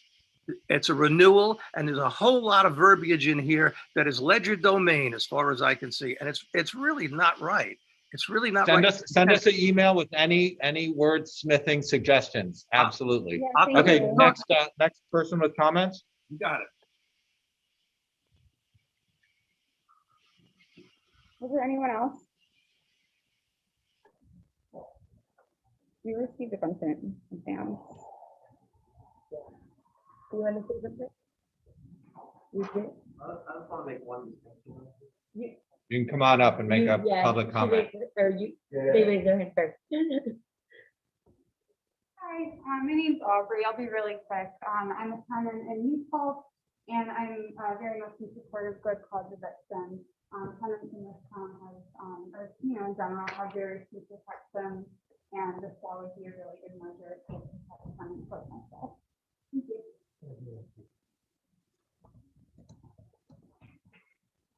Hi, I'm Lance. I lived in New Paltz for 3 years. The one distinction that I want to make is, you're a good landlord, I'm a good tenant, tit for tat, everyone has their experience. But the two sides of the aisle, we have tenants who are trying to protect their investment. Landlords who are trying to protect their investment, or you have tenants who are trying to protect their living space. And with the housing situation that it is, you don't have many options to go anywhere, And so I think that's the distinction of like, why I support this bill is because I think it protects people who are just trying to remain in their home, rather where we need to recognize if you make an investment, it's not always going to pay off. You're not always going to make money every single month on your investment, over 10 years, you make a good investment, you get some gains. I think that's great. I think that a lot of the landlords, especially mine right now, is looking at every month as an expected amount of profit. And I don't think that's a fair way to be looking at your investments, especially against people's living situation, which as a community, we want a healthy community. And that's a big part of that. So, thank you. Thanks, man. No one else who is here or on the computer wants to make a public comment? Or see the concern gap. Do you want to summarize any of them? Yeah, really quickly. Enrico Purita, former New Paltz tenant, public interest lawyer, has represented hundreds of clients in the town and village courts of the Hudson Valley. This law is necessary because it would reduce the amount of eviction proceedings in the town and village courts. In the local courts, landlords have many advantages. Landlords often come represented by attorneys and tenants often come unrepresented. While the tenants are generally given some time to either find an attorney or prepare their defense, their eviction is imminent without legal counsel or knowledge of the law. This legislation reduces the opportunity for frivolous eviction proceedings. It encourages landlords and tenants to continue their fiduciary relationship in the interest of housing for all, reducing unnecessary moving costs and waste, and protecting long-term tenancy. Ownership of property may be a fundamental right, but the value of that property is largely determined by the surrounding community. The protection of tenants protects the community from gentrification and temporary residents who aren't interested in the long-term health of the village. If landlords are interested in preserving the community from an influx of new residents, then they should favor protecting the current residents, including those who do not own property. The end result of this law is less evictions in New Paltz. Our goal should always be to avoid evictions. These are stressful, traumatic events for tenants, particularly families, and they result in unnecessary litigation in the overburdened town and village courts. And then we have Jackie Brownstein. Cannot attend because she's on vacation. I hope it's going well. I fully support the amendment known as good cause eviction to Chapter 129 Housing Standards. As a former executive director of an agency who had as one of its services a day homeless shelter, I know that evictions without cause left many clients homeless. Too often landlords evicted a current tenant because they found another willing to pay a much higher rent. This was particularly true in low-income rentals. There needs to be protections in place for the most vulnerable, low-income New Paltz residents. This protection will help them while not burdening ethical landlords. Please pass the amendment, Jackie. This next one is really long, and I don't know how to summarize it if someone wants to try to, but who's it from? All the way at the bottom. This one is from Bianca Tanis.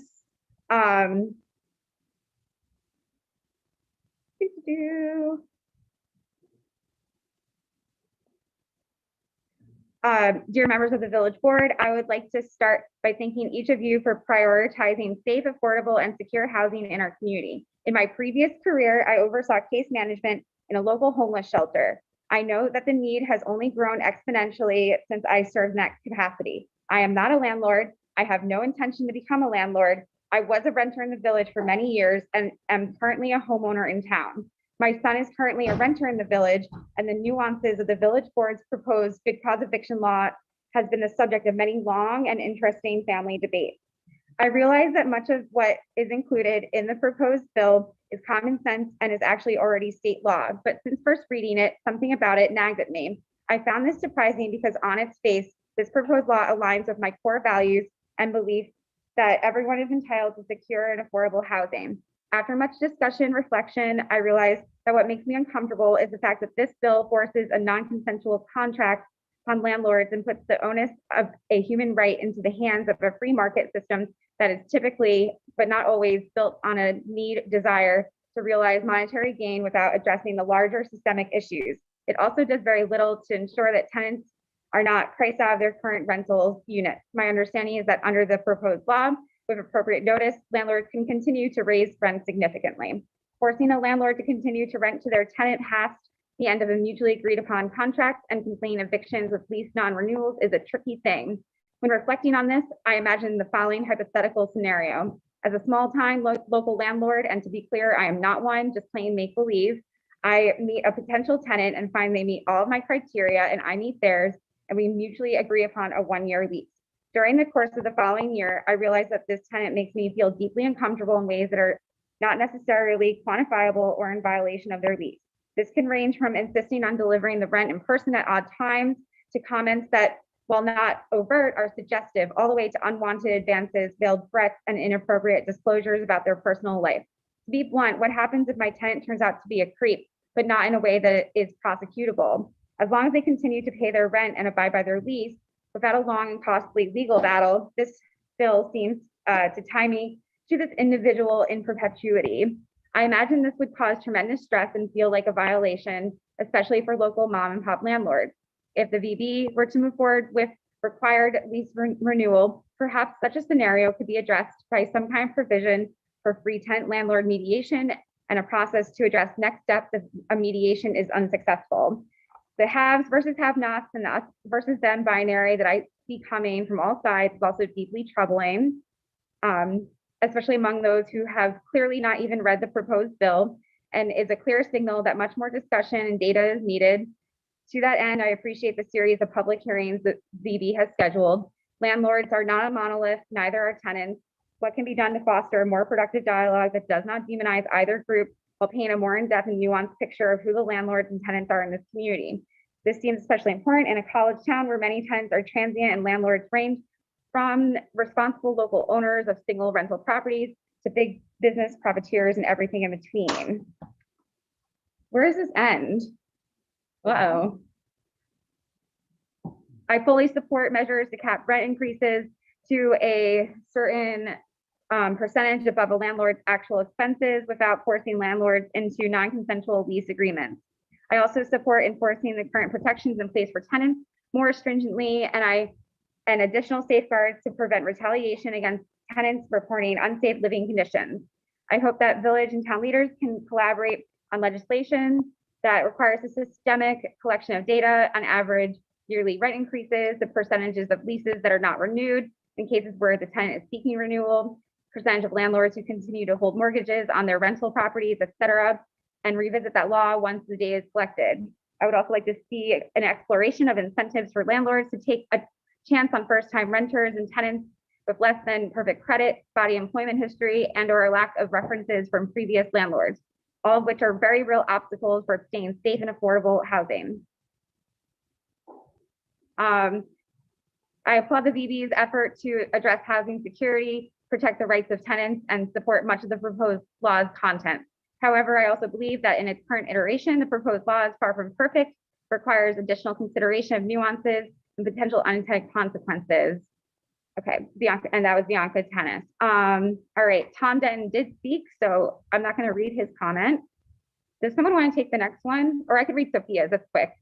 This is from Sophia Troy. I have been a renter in New Paltz and the Hudson Valley for about 8 years, and I'm writing in support of the Good Cause Bill or Right to Renew. Housing is a fundamental aspect of physical health and safety and of mental well-being. As housing costs continue to surge, the lack of sufficient systems in place to ensure housing justice for tenants and the looming eviction moratorium expiration date will have dire consequences for many renters. Please consider the grave consequences that will be endured by those who will feel the effects of displacement and potential houselessness. Thank you for your time, Sophia. Next two people, folks here. I believe. Yeah. You want me to give you repeat? Yeah, could you pick up the next person who's not here? I can't see anymore. This comment is from Sabine Kadir. I declare support for and solidarity with the Good Cause Lease Renewal Amendment to the Village Code under deliberation of the Village Board. We want to make sure that we build safe and sustainable communities and also prevent community transmission. The Good Cause Lease Renewal Amendment does all this in for these reasons. A community leader who works with young activists and leaders who live in New Paltz, I strongly support it and recommend it. Next one is from Aubrey Fitzpatrick. My name is Aubrey and I am a tenant in New Paltz. I'm running for parent support Good Cause eviction to get the central measure to keep community members like me safe. Thanks for your time. The next one is from Teresa Thompson. I write to you once again, please consider a collaborative meeting between yourself and members of the New Paltz Trustee Owners Association. The proposed clause is detrimental to both New Paltz tenants and their respective landlords. The premise of this law is an admirable one, and tenants' rights in our village should be an area of prime concern. However, there are far too many loopholes in this law that make it. I'm sorry, I have two math sons and 2 children under the age of vaccination at home, so this is kind of as loud as I If can. nobody can hear you, then it's worth it. They're available to, we can send you these comments. No, I The written comments. the written comments. There's a link to them on the agenda. There's a link to them on the agenda. Yeah. That's just to go that comment at one place. It's there now, it's live, there's a live link. Yeah, you could see it in real time right now. My plea is to communicate effectively with those this law will affect, village tenants and village property owners. How focus groups form committees, get feedback, answer questions, working collaboratively to ensure the best outcome. Would somebody else like to read since I'm too low? This next one is from Jamie Sannon. She, a lifelong resident of the Hudson Valley, currently works at SUNY New Paltz, attended college here 2010 to 2014, used to live in New Paltz, had to move away twice due to unfair treatment by 2 different landlords.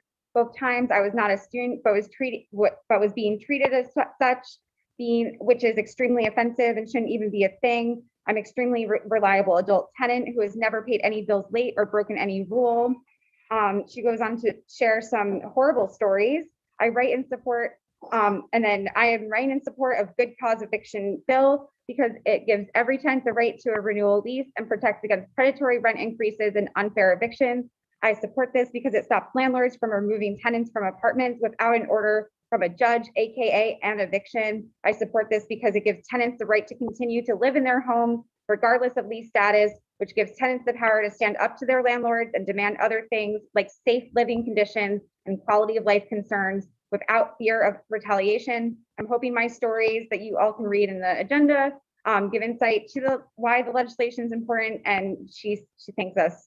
And then Dana spoke from Ritualist. Thank you for that. This next one is from Jameson Tyler, former tenant in the village of New Paltz, rented apartments from 2014 until 2016. I write to you today to express my support for New Paltz's good cause eviction law. In my time as a tenant and village resident, I was aware that many fellow tenants face unstable housing and a competitive rental market. In recent years, the cost of housing in the village of New Paltz has risen exponentially, and many tenants can no longer afford their rent. Indeed, this is an issue throughout the Hudson Valley, and without government regulation and oversight, the situation will only worsen. I believe good cause eviction laws such as this will help lessen the effects of ever increasing rent and ultimately will make New Paltz a more affordable place. New Paltz has always been a welcoming place where people are encouraged to come as they are. I found a home in New Paltz. We must preserve that sense of welcoming for current and future tenants. Thank you.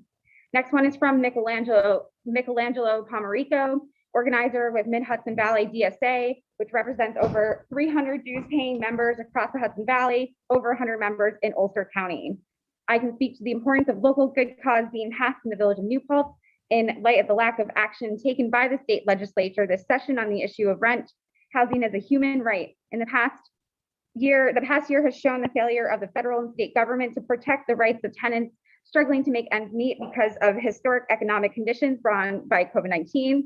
With New York slow to distribute federal rent assistance dollars and no mandates at the federal level requiring landlords to accept said relief, it is clear that we need local good cause as a last resort to protect tenants in this time of need when so many are housing insecure and in need of protections.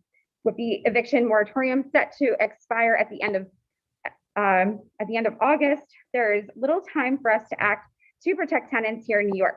Further, good cause is a tool to fight against trends of gentrification, which are running rampant in municipalities all across the Hudson Valley. This local law is an essential first step in fighting back against luxury developers and landlords looking to jack the rent the first chance they get. We cannot continue to allow rent to be arbitrarily increased for the benefit of a few while the cost of living skyrockets for the many. I strongly support this. Solidarity. This next one is from Scott Corver. I am writing to express my support for the amendment to Chapter 129 of the Village of New Paltz Code regarding housing to include good cause eviction. This next one is from Skylar Goldberg, to whom it may concern. I received an email from, she spelled my name wrong, Alexandra Wojcik, telling me I could submit a comment to this email. Oh, this is introducing to you. Regarding good cause eviction amendment, which is being proposed. I'm writing to say I'm against it. Ms. Wojcik is extremely biased towards tenants in all situations in which she gives citizens advice. I feel that this amendment will directly hurt my 3 housemates, landlords, and I, allowing a tenant to stay on the premises, abusing the evictions laws. Ms. Wojcik is aware of this case. She has given advice to a tenant, including legal advice, despite not being a lawyer, but would not show me the same respect or give me the same help when I reached out and asked. I feel this amendment will hurt our case and allow this tenant to abuse the law and hurt my housemates and I. And then who's this next one from? Oh, we already heard from them.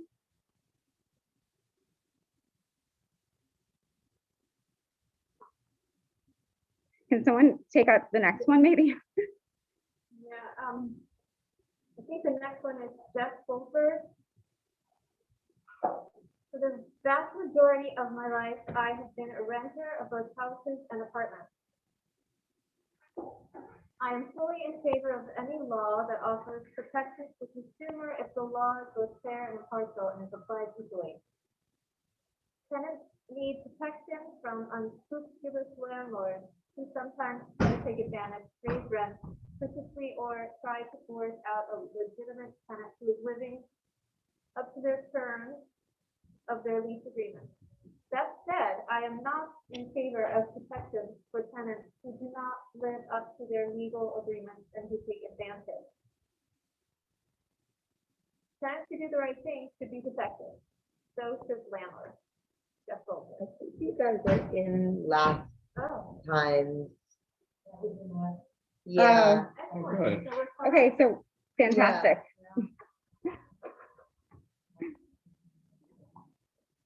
Okay, I motion to close this public hearing and err on the side of after we introduce the next draft to open up a public hearing for that one and set it for the next meeting. Okay, second. So you're seconding my motion to close this public hearing. All in favor? Aye.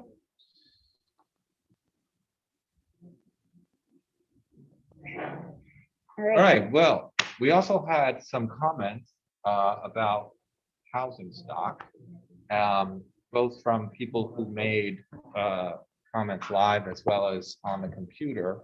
And we actually have an accessory dwelling unit law and a change to the zoning within New Paltz to make the B1 and B2 districts more similar to the neighborhood business residential district, which requires any new construction to be multi-story mixed use.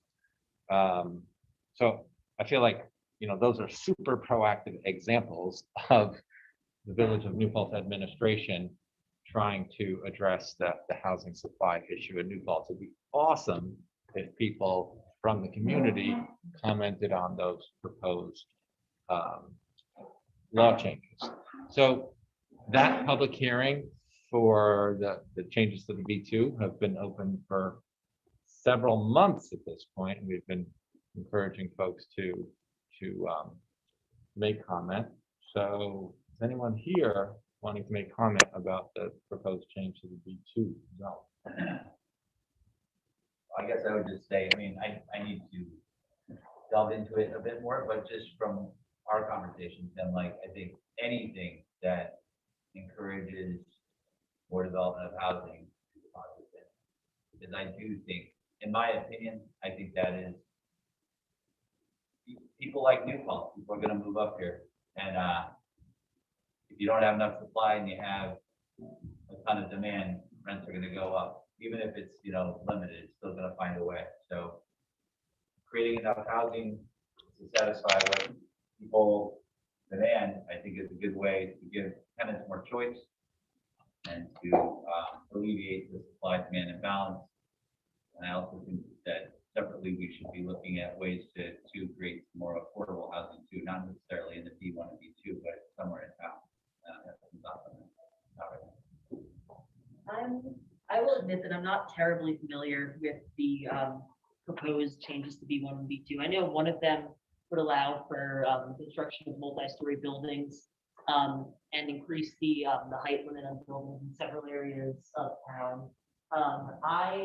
I am definitely in favor of that. I absolutely need to research it more. I think anything that encourages the creation of more affordable housing is something that we absolutely need. I recognize the aesthetic cost of, you know, excessive development and large multi-story buildings, but I think the necessity of creating more affordable housing certainly warrants that. We have lots of means of protecting open space in New Paltz, and I don't think amending B1 and B2 would compromise that. Can I say one thing? The value of the dollar doesn't have the strength that it used to have. My pre-buy prices for oil and propane, one went up 60 cents a gallon, the other one went up like 73 cents a gallon. The mortgage numbers are what they are. Sometimes they have a variable change to them. I think that one of the reasons that rents do increase, of course, personal greed. The other thing has to do with the buying power of the dollar. It just doesn't have the strength. I often ask people, what was the lowest gas price you can remember as a child? I remember 26.9, big Gulf gas station. We don't see that number anymore. So I think that one of the reasons that the rents are increasing perhaps may have something to do with the actual buying power of the dollar. Yes, I agree with you. Whoa. I'm sorry. Okay, this is a public hearing for a proposed change to zoning. So I don't want to have a macroeconomic conversation. Okay, I'm sorry, I was out of line. If you want to make a comment about our proposal to update the commercially zoned districts, come on up and address that proposal. You want to? You gotta come up though. You gotta come up so the mic can catch your voice.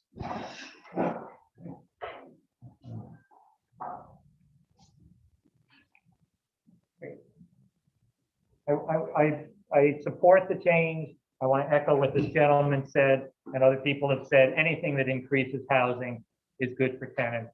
And anything that allows more business is good for the town as a whole. So I support this change. Did you want to make a comment on the zoning change? Or you want to have a philosophical conversation about macroeconomics? That's a different meeting. That's for after this meeting. Okay, so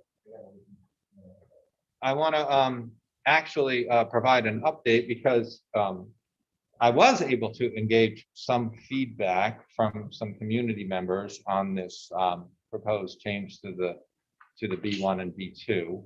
And I thought it was actually very useful. And so what I want to do now is actually close this public hearing with the intention of opening a new one, because I think what we should do is make a material change to this proposal.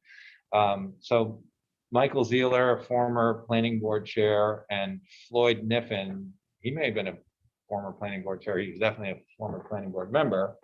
They both pointed out that in the current B1, and this was included in the B1 many years ago, when there was a proposal by some retailer. They wanted to take a couple of properties and combine it and build some sort of retail monstrosity that didn't fit with our community's character, or what many believe to be our community's character.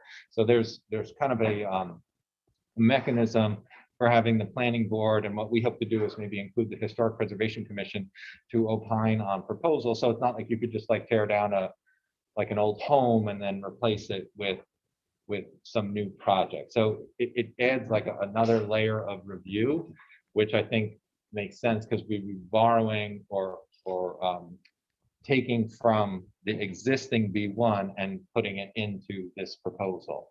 But for those who might not have been following along for the last several months, all this proposal is basically the NVR zone applied to the village portion of Main Street and North and South Chestnuts. So it also doesn't really move the needle in terms of like an enormous number of properties. It's really just probably where you would want to see multi-story mixed use, and in a community like ours, more like to mimic the downtown section between Plattekill and the Chestnuts. I actually would compare it to, because I have young children, so I've actually watched all 7 seasons of the Gilmore Girls. So the zoning is more similar to Stars Hollow in the Gilmore Girls. So this fear that we're gonna turn New Paltz into Queens, I think is kind of very overblown. We're talking about multi-story mixed use, 3 stories, right? This is Gilmore Girls style zoning. That's what this is. And then I think the other thing, hold on, Adele. The other thing that I think is important that we're trying to do is we're trying to leverage the fact that we have an affordable housing law.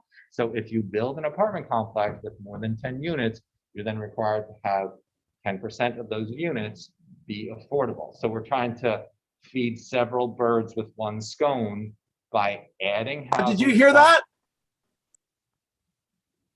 By adding housing stock and by increasing affordable housing units in our community. So Adele, did you want to comment on the? Is there how many feet 3 stories are? Is there to be 3 stories? I think it's whatever is in the NVR. I think it might be 40, maybe Eve knows. It's 3 stories, 40 feet. Is what you're saying? Yeah. It's not 4 stories, 40 feet. No, so the NVR used to be 4 stories and then it was changed, so it's 3.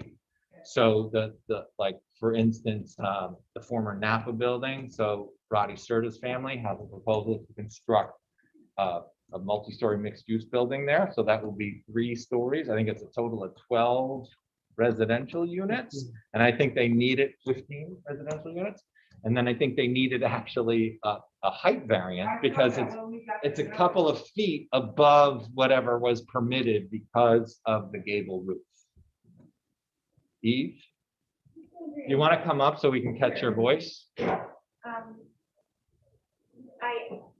wondering whether any of these changes or whether you've explored making it a lot more difficult for people who own buildings in our business districts that are vacant for so long, like raising the penalty, raising the fines so that we can't have, so that it discourages anyone from just leaving their building. And there's at least 2 of them I can think of right on Main Street, that it's such a deterrent, the fines, that it doesn't serve them to just, expect such an exorbitant price to sell it or to rent it. And that way we're not having those empty buildings sitting on Main Street. Just wondering if that's, Yeah, that might be a different conversation, not necessarily related to zoning. I'm not sure of how that would work, but we could explore that type of idea. But we'd have to maybe, touch base with our attorney to see about, that type of enforcement mechanism. So I motion that we close the public hearing for this proposed B2 zoning with the intention of reopening it. Second, All in favor? I, And then the accessory dwelling unit law. So we got some really useful feedback from the county planning board. I took that feedback and I included it in this draft. And then I've subsequently shared it with our village attorney to make sure that she was okay with the modifications. So we're waiting to hear back. So that also might be an example of closing that public hearing with reopening it, depending on if they believe that the changes that were made were material. I personally think that they really weren't material. It was more in line with the spirit of the law. If anything, it really just helped make the law more clear and provided details about specific situations, but it doesn't really like overhaul, kind of like the difference with the change to the B2 law that we were considering by adding this other like review layer, that to me is a very material change. And then I think with the good cause law, I think let's err on the side of closing and reopening public hearings, just because we want to make sure that that is as clear as possible. So I'm going to keep the accessory dwelling unit law open. So again, that's another housing supply, helping with affordability. We want to keep people in this community, provide them with mechanisms to monetize assets. One of the reasons that I support the good cause law, and one of the gentlemen that spoke early on, is that he said that he was a volunteer for the rescue squad. We as a community rely so heavily on volunteers. Like we can't run a ZBA, a planning board, a fire department, a rescue squad without volunteers. And Ed Burke was talking about, well, these laws really should only apply to cities. We can't afford to have community turnover. I mean, in the last couple of years, I don't know how many times I've heard about people who want to serve on our ZBA, who want to run for office, who want to become volunteer firefighters, who have to leave because of the transition that they're required to face because of the nature of this community. Anything that we could do to encourage stickiness, to encourage people to be able to stay here longer, I think is incredibly important, and we should do more to support our community members. Hey, Tim, it's Dennis. Could I make a comment? Do you want to comment on the accessory dwelling unit law? Well, both. I think you're doing a great job here. I'm talking about from my, I have printed out. I have reviewed the accessory dwelling unit law. I've looked it Okay. over. I think it's an excellent idea. However, Now, I don't know That's it? how it's going What's to your affect the however? planning board. well, one of the things that we did Well- in the update based on feedback from the county, which I thought was super interesting, is that you want to create like an as of right mechanism for, let's say you have a home and then there's no change to the foundation. So really all you're doing is, maybe taking, space in that home and creating a new unit. That should be an as of Right. right, does not involve planning board. Whereas if you want to add an addition and change the foundation's footprint, or take a garage space that was not habitable and then make it habitable, that's planning board purview. Yep. So I So mean, they that- would I come think to, it's just they would important. come before us. Yeah. Okay, Did you good, want but to it's a make great comment on idea. it? Thanks, Dana.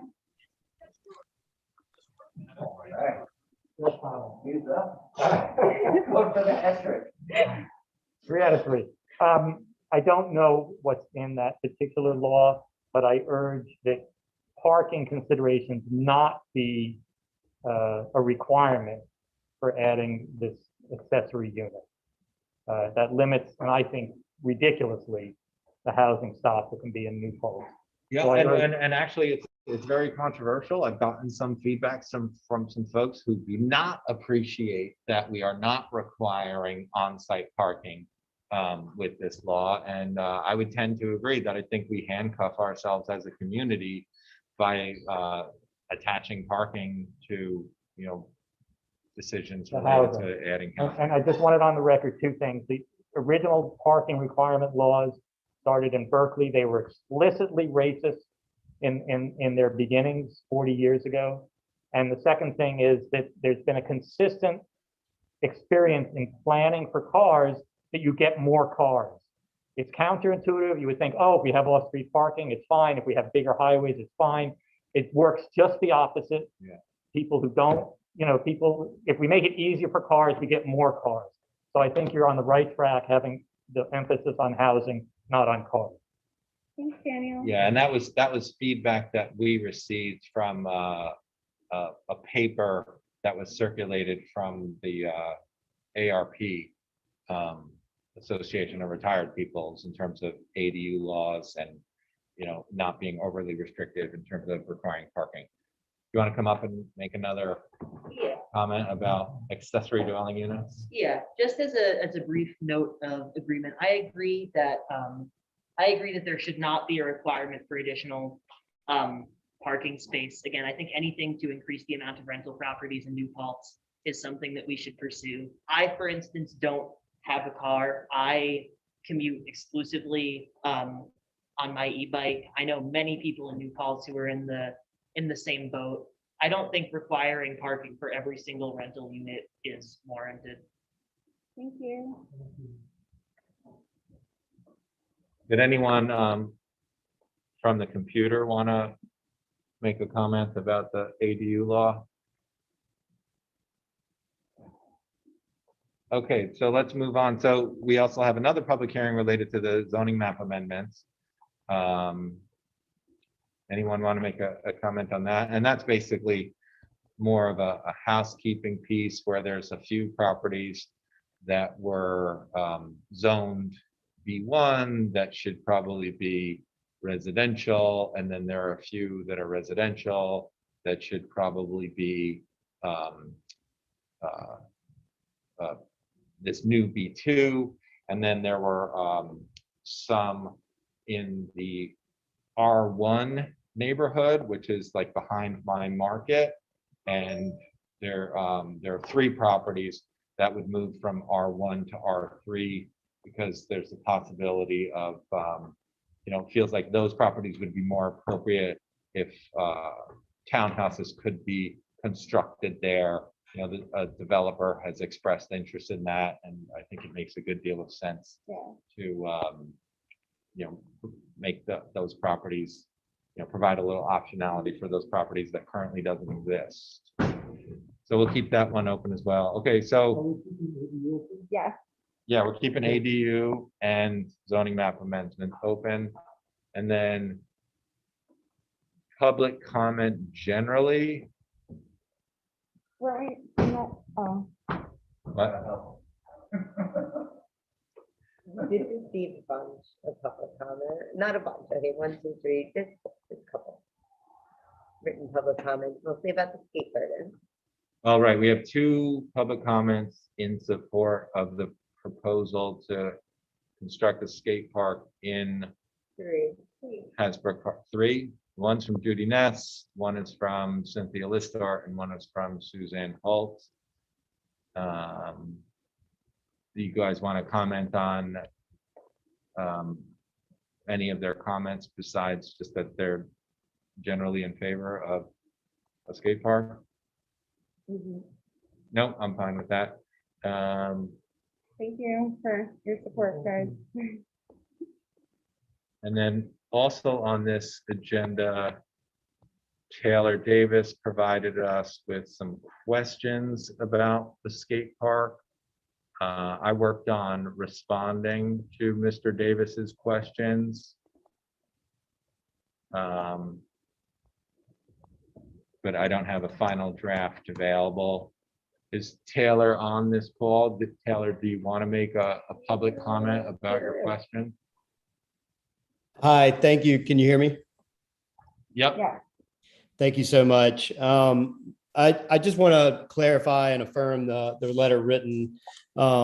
It's on behalf of multiple people that we've had sign a petition for. I don't know if that petition has been submitted yet, but it's been kind of building towards, and I think it's been addressed in past public hearing. But main thing is that we're just requesting a reevaluation of the proposed location in Hasbrook Park.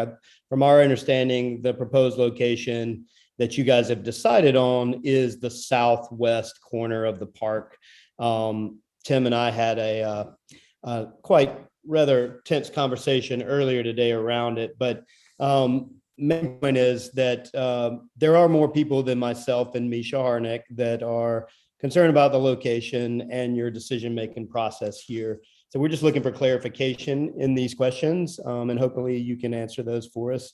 And Tim, you had suggested that we submit it that way, and maybe you could provide the answers as some kind of, FAQ around the skate park. So is that possible? Yep, and as I started to explain, I worked on responding to each of your questions. I think Alex had an idea for someone else who was involved in this project who was going to help flesh out some responses. I think you added some answers to some of these questions as well. Volunteers. And a few of the other volunteers who are working on the project. But yeah, we'll make that publicly available. It's just not game ready right now. As I've tried to explain numerous times in public meetings and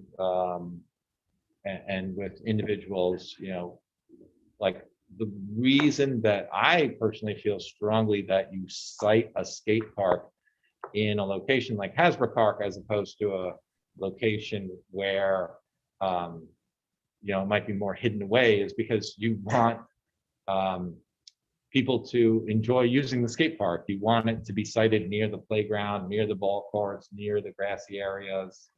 You want it to be a central gathering point for users of the skate park of all ages. And we do things in New Paltz like our administration was in 2015 we borrowed money to preserve 65 acres in the Millbrook Preserve, and think that's a great recreational asset that people can go and enjoy quietly, and then you have more active activities in locations like Hasbrook Park. Additionally, our administration leased 15 acres of property to Open Space Institute for the River to Ridge walking trail. So we're trying to offer number of different outdoor recreation assets, and I think we're seeing that in COVID that this kind of stuff is more important than ever. And we see that we need to do more for a cross section of young people and older people. Get out, be active. I think that's what we're trying to do, is to encourage community and encourage people to get out and enjoy themselves. Well, I appreciate your commenting on my comment, but I'd like to just state that I'm 100% for a skate park in New Paltz, and I believe that it's a great asset. I also respect and appreciate what you guys have done to provide green space and an outdoor activity space for the community. So not looking to belittle that or challenge that in any way. What simply we're asking is, what was the process in your decision for this specific location? It seems to be, yep, this is the one, and that was it. And there wasn't a lot of debate, or you seem to dismiss every time somebody asks a question. So I'm posing the questions via written email, and hopefully we can get some clarification there. And secondarily, I think that if it's helpful, we'd like to propose some other locations to consider and understand why those are less attractive. So you and I had discussed that on a call, and you said absolutely Hasbrook is better than Moriello Park. When actually, there's more student population, there's more residents on that side of Main Street. It's less traffic. There's still walking distance to shops. There's growing population there too. Lots of plans to develop there. And I know the town, and talking with the town board, they were really excited about, opportunities to put something in front of the community center. So it sounds like you guys maybe didn't ever gel on that. And that's my understanding in talking with the town board about it.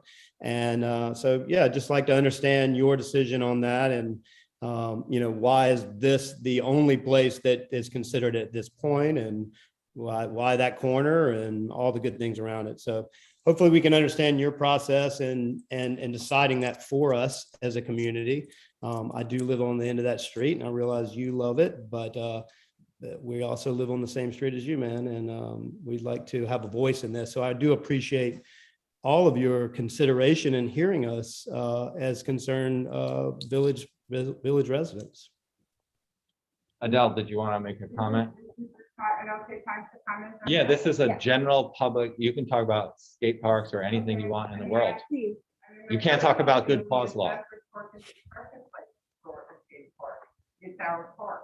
It's the park for the village, it's the park for the town. The kids can walk from the middle school to the park very easily, and that is prime age for skateboarding. 6th, 7th, 8th grade kids will have a good place to go after school, a nice safe environment. We have a playground, we have a field, perfect. All we need now is an indoor community center to match it, and then we would be in good shape. So I totally support the skate park being in Hasbrook Park. Where in Hasbrook Park, in my opinion, doesn't matter. We're going to find a good spot for it. I support it. Yeah, we're talking to different construction firms and picking their brains, based on soils and drainage, and working with our Department of Public Works, picking their brains. And I would also highlight that our Department of Public Works, who I think do a truly amazing job of, doing a lot with limited resources in terms of making sure that park is very well taken care of. They most recently spent a lot of time repairing the fencing around the ball courts. I'm blown away by how many people use those basketball courts on a daily basis. But our Public Works is very much in favor of having recreational assets near each other. It just makes the maintenance easier. I think it's also really valuable to have the recreational assets where everyone can see them, so that you can maintain them more easily. I think when things are tucked away, I've been to the Saugerty Skate Park. I think it's like hidden in some sort of an industrial corridor. I don't think that's a great location. I don't think citing it on the parking lot At Morial Pool Park makes a whole lot of sense. I think we want to encourage, friends who are like, wait, you playing basketball, I'm skating, we're gonna meet here and then we're gonna, hang out later. It's like, it's a melding of community members, of ages, of families. I think it's an amazing opportunity to cite things. And we've spoken about this ad nauseum, and even I think Bill early on was a big proponent of citing the skate park behind the DPW garage. And we, as a board, we were like, no, Bill, we actually think Hasbrook makes a bunch of sense. And that was like 2 years ago. We've been working on this, discussing it, taking, our board's temperature as to, what makes sense, and have recruited numerous volunteers who are super excited about this project. So,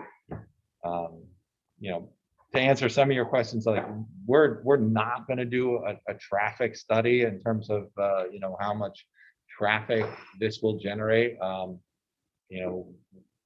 We're not going to do a parking study.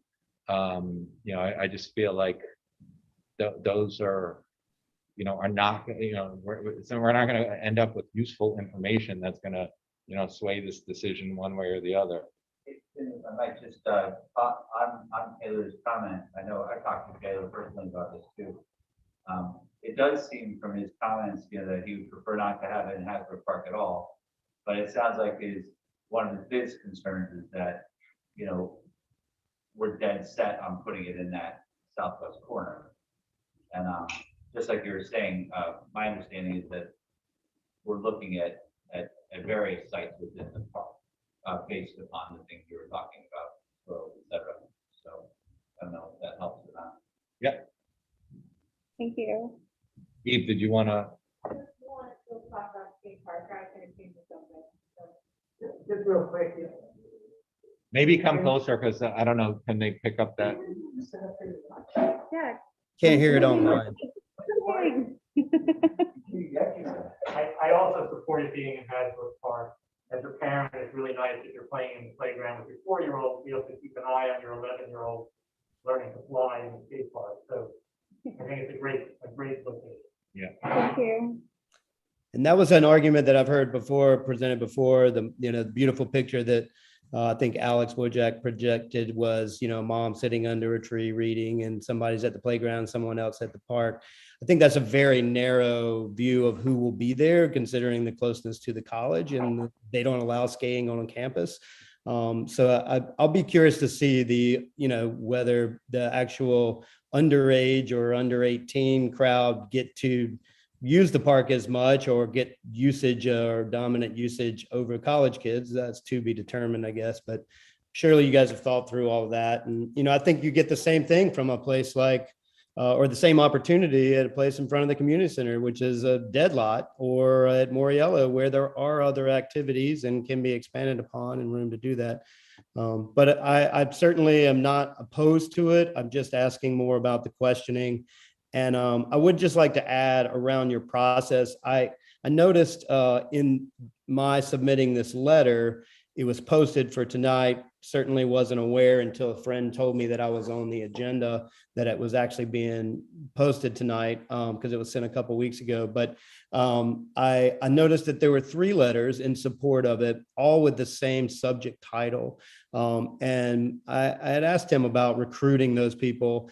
It's interesting that they are all exact same subject title submitted at the same time.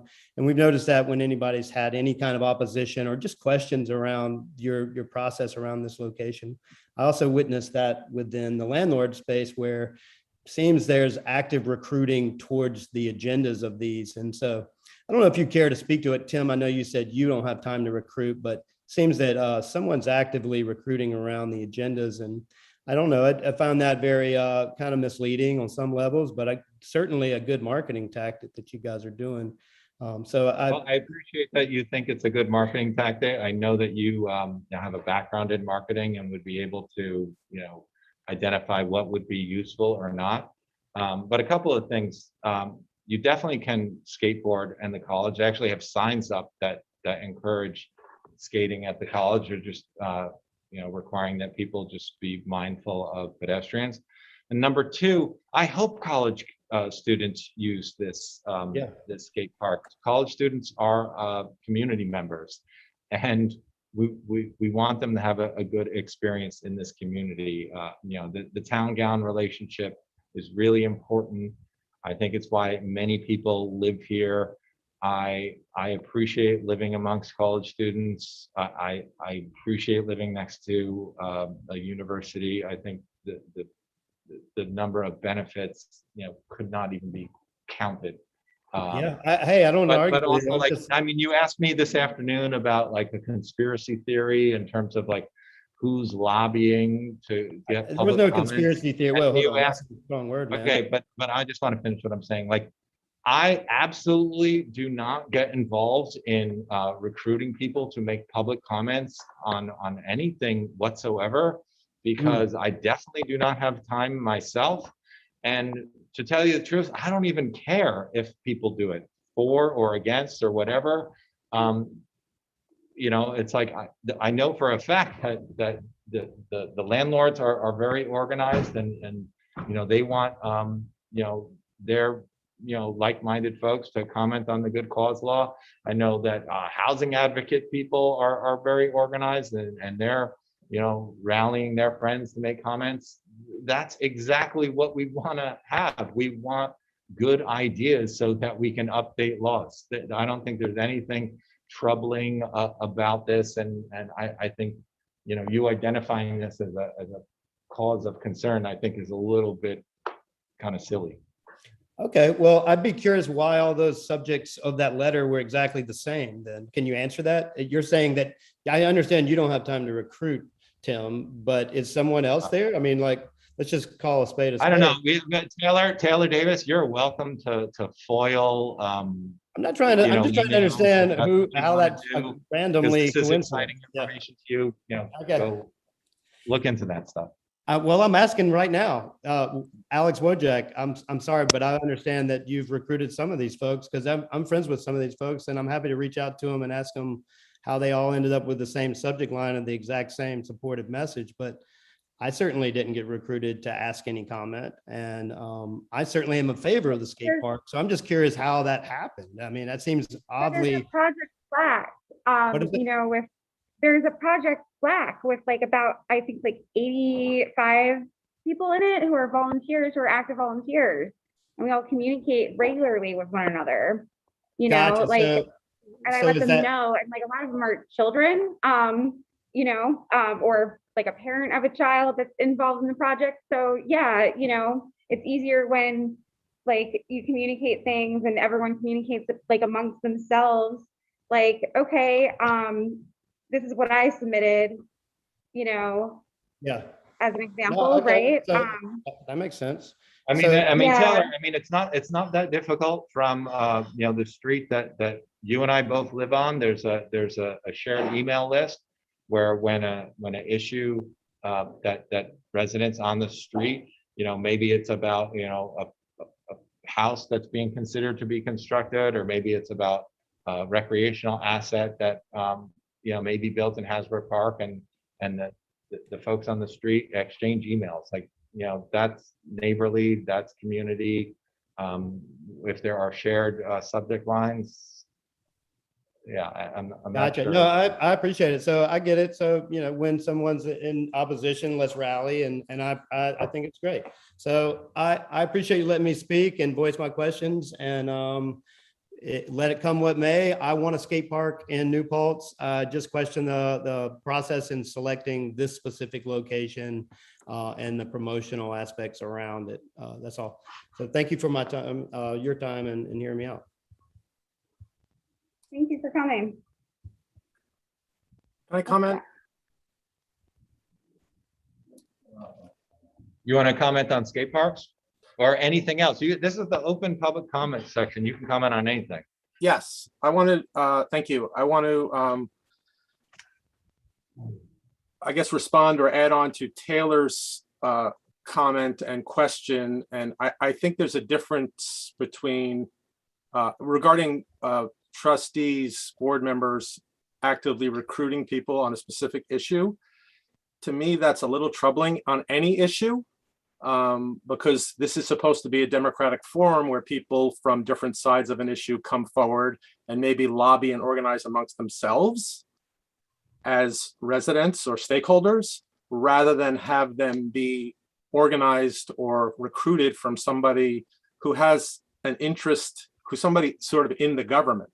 So I would ask all of the people at the table there if they would be willing to answer the question that you volunteered to answer, Tim, when you said you have not recruited anybody.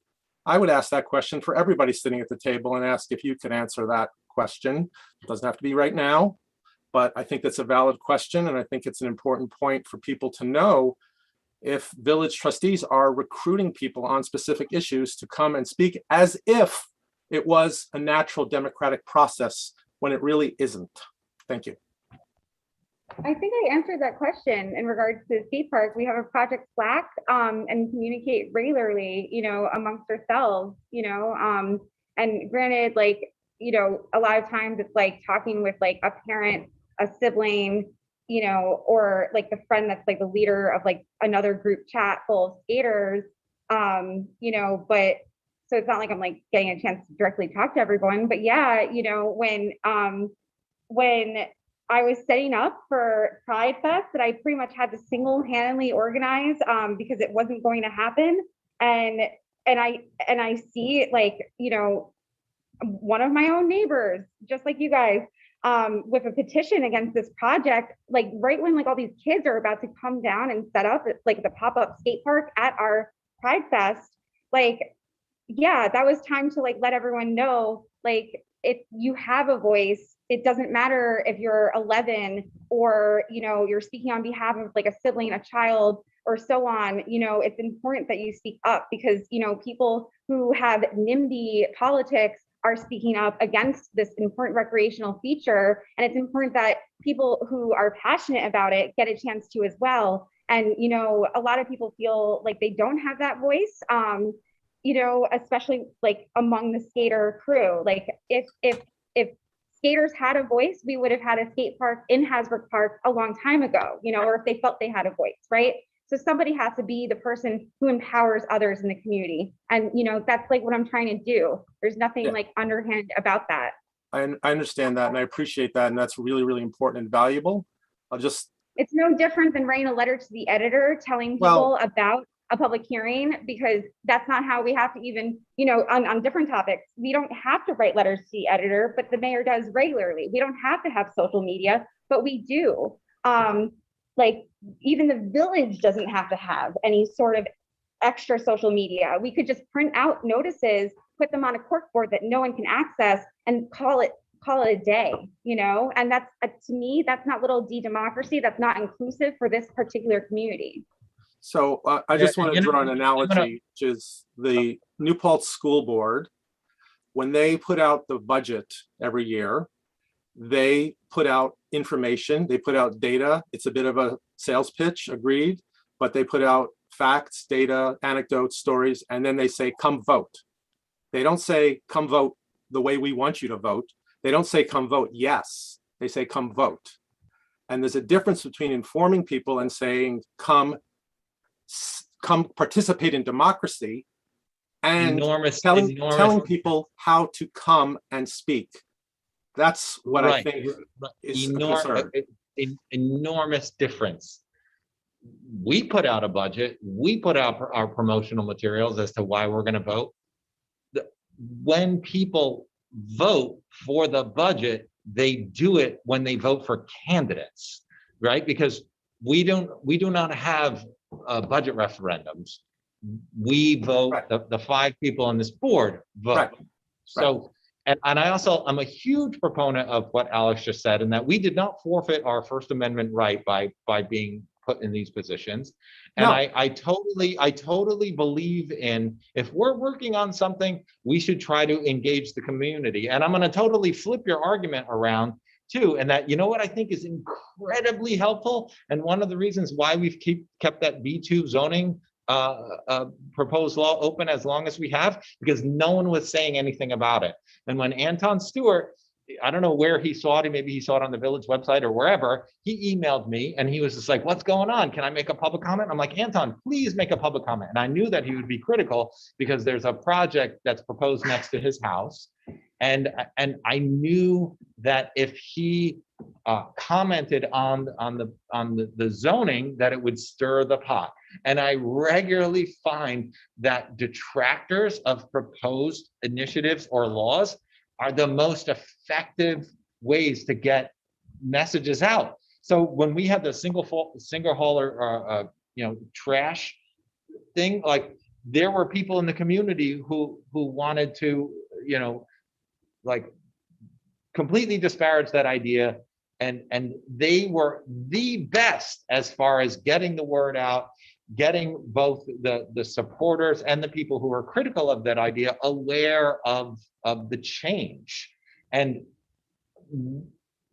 like, there are people who very much want to see the zoning changed. And they're like, can't you just move it? Can't you just move it? And I'm like, no, I will not move it until we have an engaged conversation.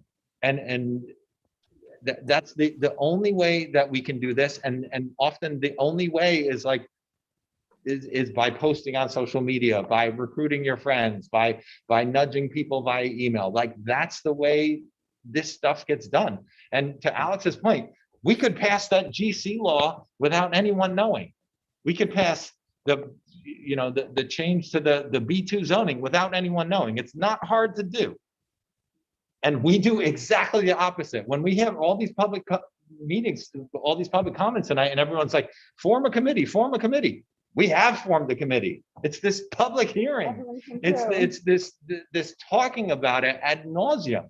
It's super easy to do exactly what Alex just said. We could just, check off the legal boxes for notification, put something up on a bulletin board, put something in like the 33rd page of the newspaper, and say we did a public hearing, and then just like, okay, we're moving this law. But we don't want to do that. And we've never done that with a single thing. I applaud that, and that's great, and I really appreciate that, and I think that's the right thing to do. I don't think that's what Taylor or I are speaking to, but we're speaking to something different, but I don't think that's enough said. Okay, consent agenda. We got a couple items on here that I just wanted to do a verbal shout out because I'm really excited that some of our DPW staff are gonna pursue their grade A water operator licenses.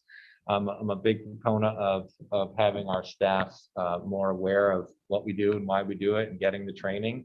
So we're paying for a few of our staff to take some courses this fall. So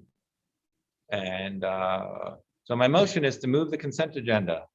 Something we didn't add. Oh, yeah, I was see that. Yeah. Right, so Eve and some other folks, Eve, our county legislator, is organizing on August 28th from 9:30 to 12:30, a cleat and shoe drive at the parking lot in front of Village Hall. And this is one of those things like show up with your kids' cleats that they outgrew and then swap them for a new pair, or have some shoes that you no longer wear, but they're in good condition. Maybe someone will want to do that. I mean, this is similar to like our paint swap that's upstairs. I think these are like shining examples of why New Paltz is great. So thank Eve and the other organizers for doing that. So that is added to our consent agenda. My motion is to move the consent agenda. Second. All in favor? Aye. Aye. Is it time to walk through the So we're at the business agenda now. right, the changes to the GC lease renewal law? Did you not want to do climate equity and justice related items? What? I mean, unless you want to. Go ahead. Well, I just wanted to point out, that the because lease renewal law is in fact climate equity and justice related item, and just point to some information on that end. Housing security obviously disproportionately impacts like Black and like Latinx households and other folks who need more support. And in according to census data, Village of New Paltz has the highest rates of poverty in Ulster County. And also according to census data, 62% of New Paltz renters spend more than 30% of their income on housing. And then more of a quarter of Village of New Paltz households are severely cost burdened, according to the Ulster County Housing Action Plan report that came out recently. The Landlord Tenant Relations Council is working on this What's Your Rent Burden survey that I guess remains open until they release their report that they're going to give to us in December. Of the 28 submissions they've received so far, 22 village tenants are spending well over 30% of their monthly income on housing costs. 16 respondents spend 50% or more of their monthly income on housing costs. And this is all relevant to that law because, you know, stable renters mean stable community, and so on. Now, I think that's it for the justice issues. Can you lower the AC? Yeah, I'm okay with that now. It was like hot in here before.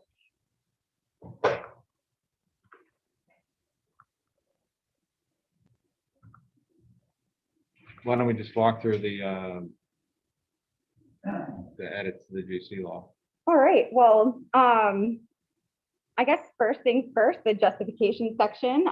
You know, we heard everyone's issues with it, and Tim and I did a lot of wordsmithing to change it so it would read like, how do you want to go through this, like really line by line, to basically just be like way more on point. Residential renter tenants consisting 73% of the Village of New Paltz lack basic rights that protect them from the risk of being displaced from their homes without good cause.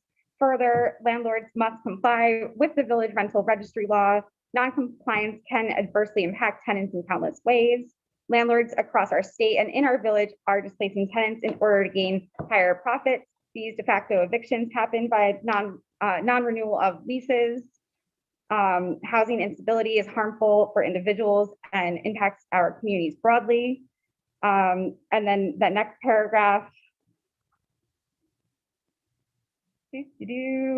are just more so but next to the word unconscionable. So each tenant in the Village of New Paltz will be entitled to a renewal lease and protection against an unconscionable rent hike, meaning unreasonably excessive as defined herein.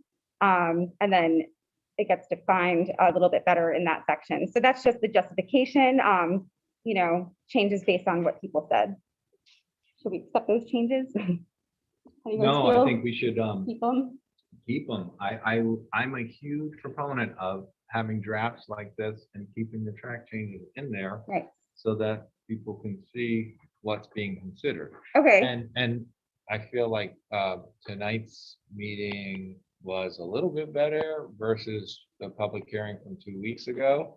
But, you know, at this point, and I know like Matt and I are meeting next week and we're gonna go through this thing line by line, and, you know, what we've done with other proposed laws or you know, it's like you really have to go through these things line by line. If someone sees a way to make language more intuitive or clear or useful, those are the suggestions that we need.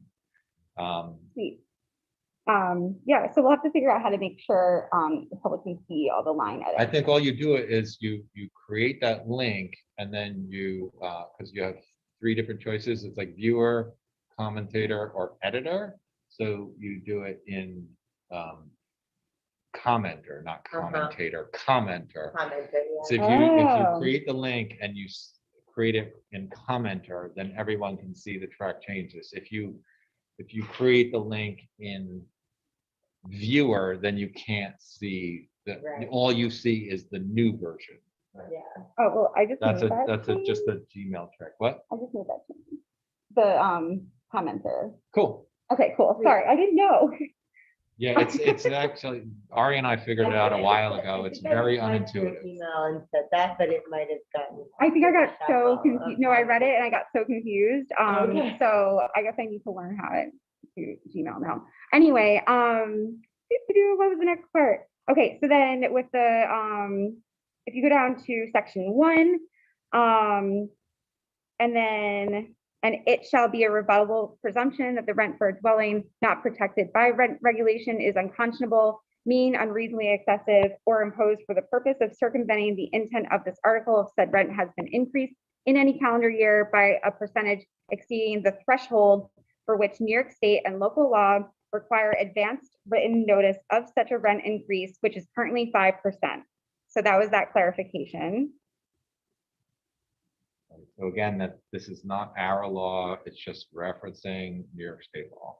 As like the threshold. And actually, I'm really appreciative of, you know, that change and clarifying, because it's important to note that, like, let's say that threshold does change down the road. This kind of makes this, you know, a permanent, you know, like it makes our law relevant forever, you know, right? So it just makes it clear, like, it's all about that New York State threshold that already requires like certain kinds of notifications. So it doesn't put any extra like onus on like anyone to like create more material at all. Like you'd be still providing that notice and creating that paper trail that you would need. What was the next change? Okay, so then adding this section as another like example in the list of, you know, good causes. So the owner landlord would seek in good faith to recover possession of the housing accommodation for necessary major renovations that require the housing accommodation be unoccupied for an extended period of time in order for the work to be done. And the landlord owner has proof thereof well documented and on file at the building department.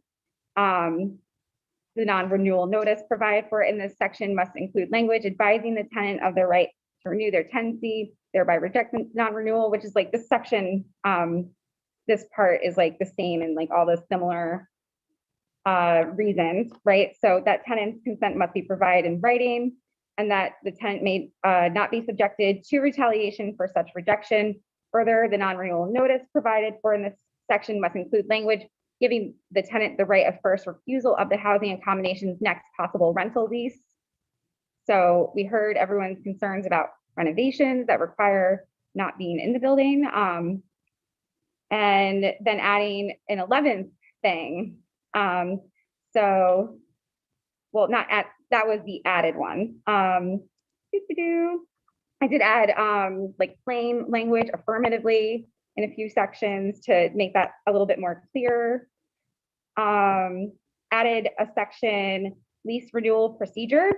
The owner landlord must provide the tenant written notice regarding their opportunity to renew the lease no less than 90 days prior to the lease termination. So the renewal notice provided for in this section must include plain language affirmatively advising the tenant of their right to renew their tenancy. A tenant's acceptance or refusal must be provided in writing, and that the tenant may not be subjected to retaliation for any such acceptance or rejection. Failure of the owner landlord to provide such notice can be used by the tenant as a defense against an eviction suit. Next big thing.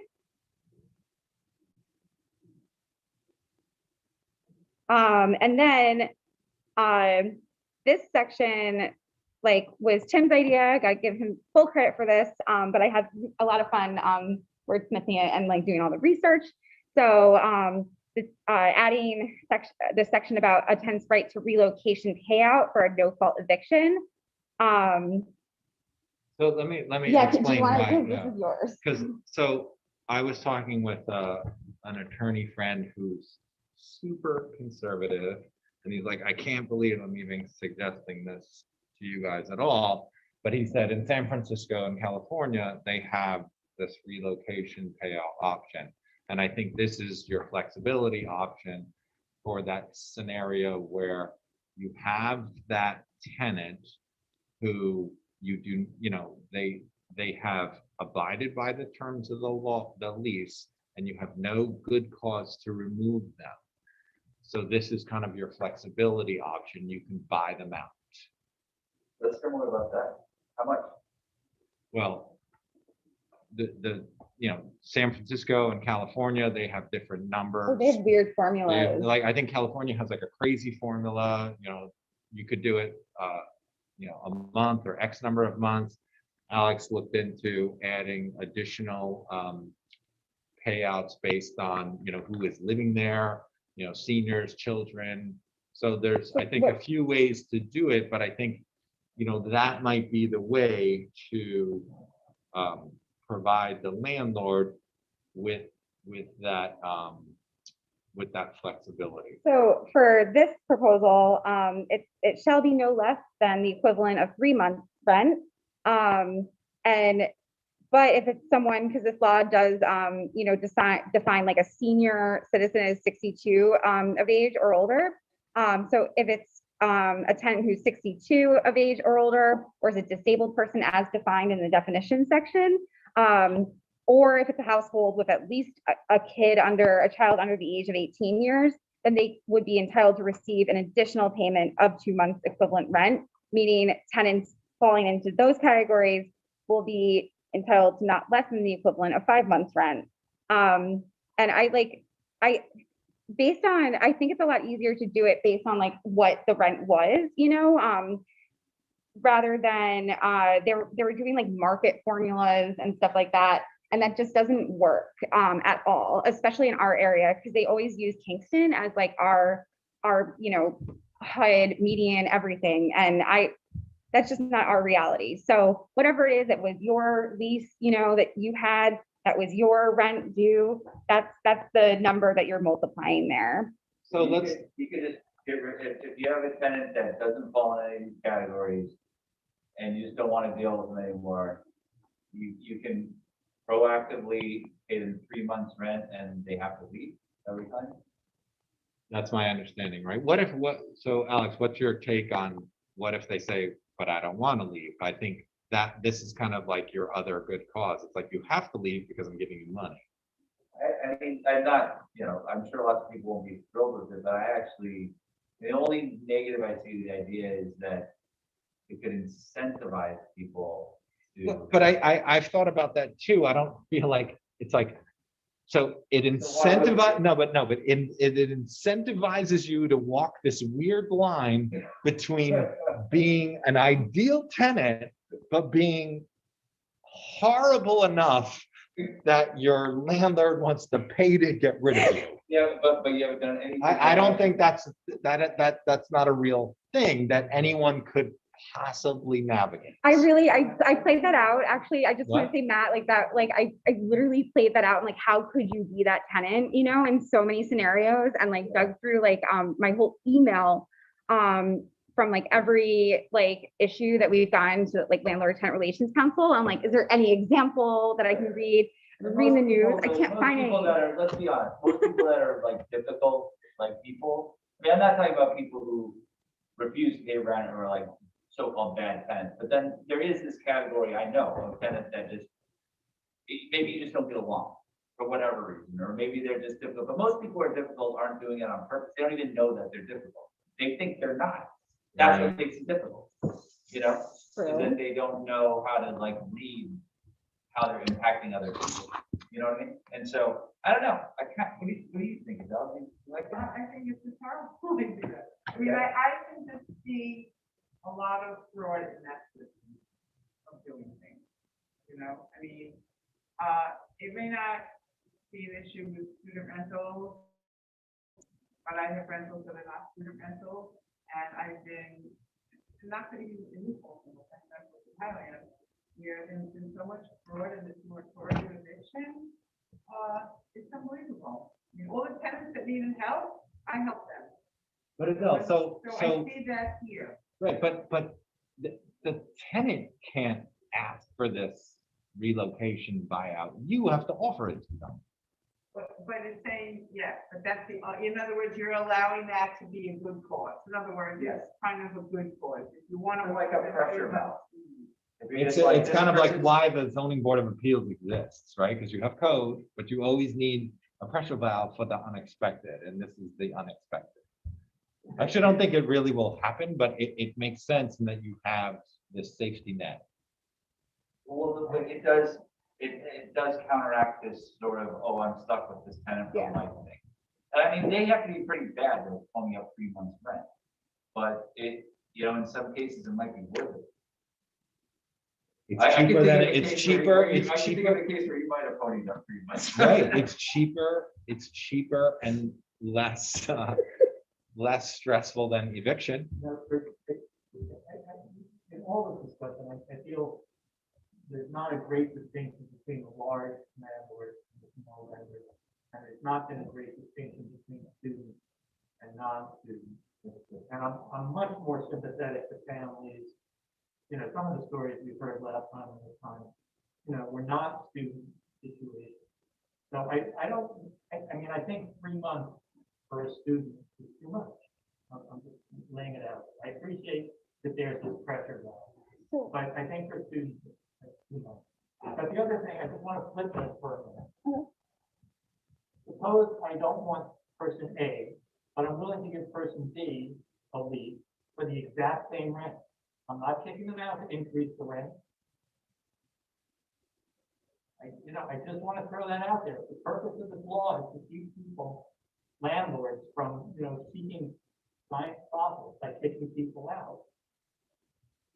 If we're keeping the rent the same, I don't know, maybe that should be also a state clause for landlords. So, I mean, the main purpose is just stability. Really for students. Wait, I don't quite follow that.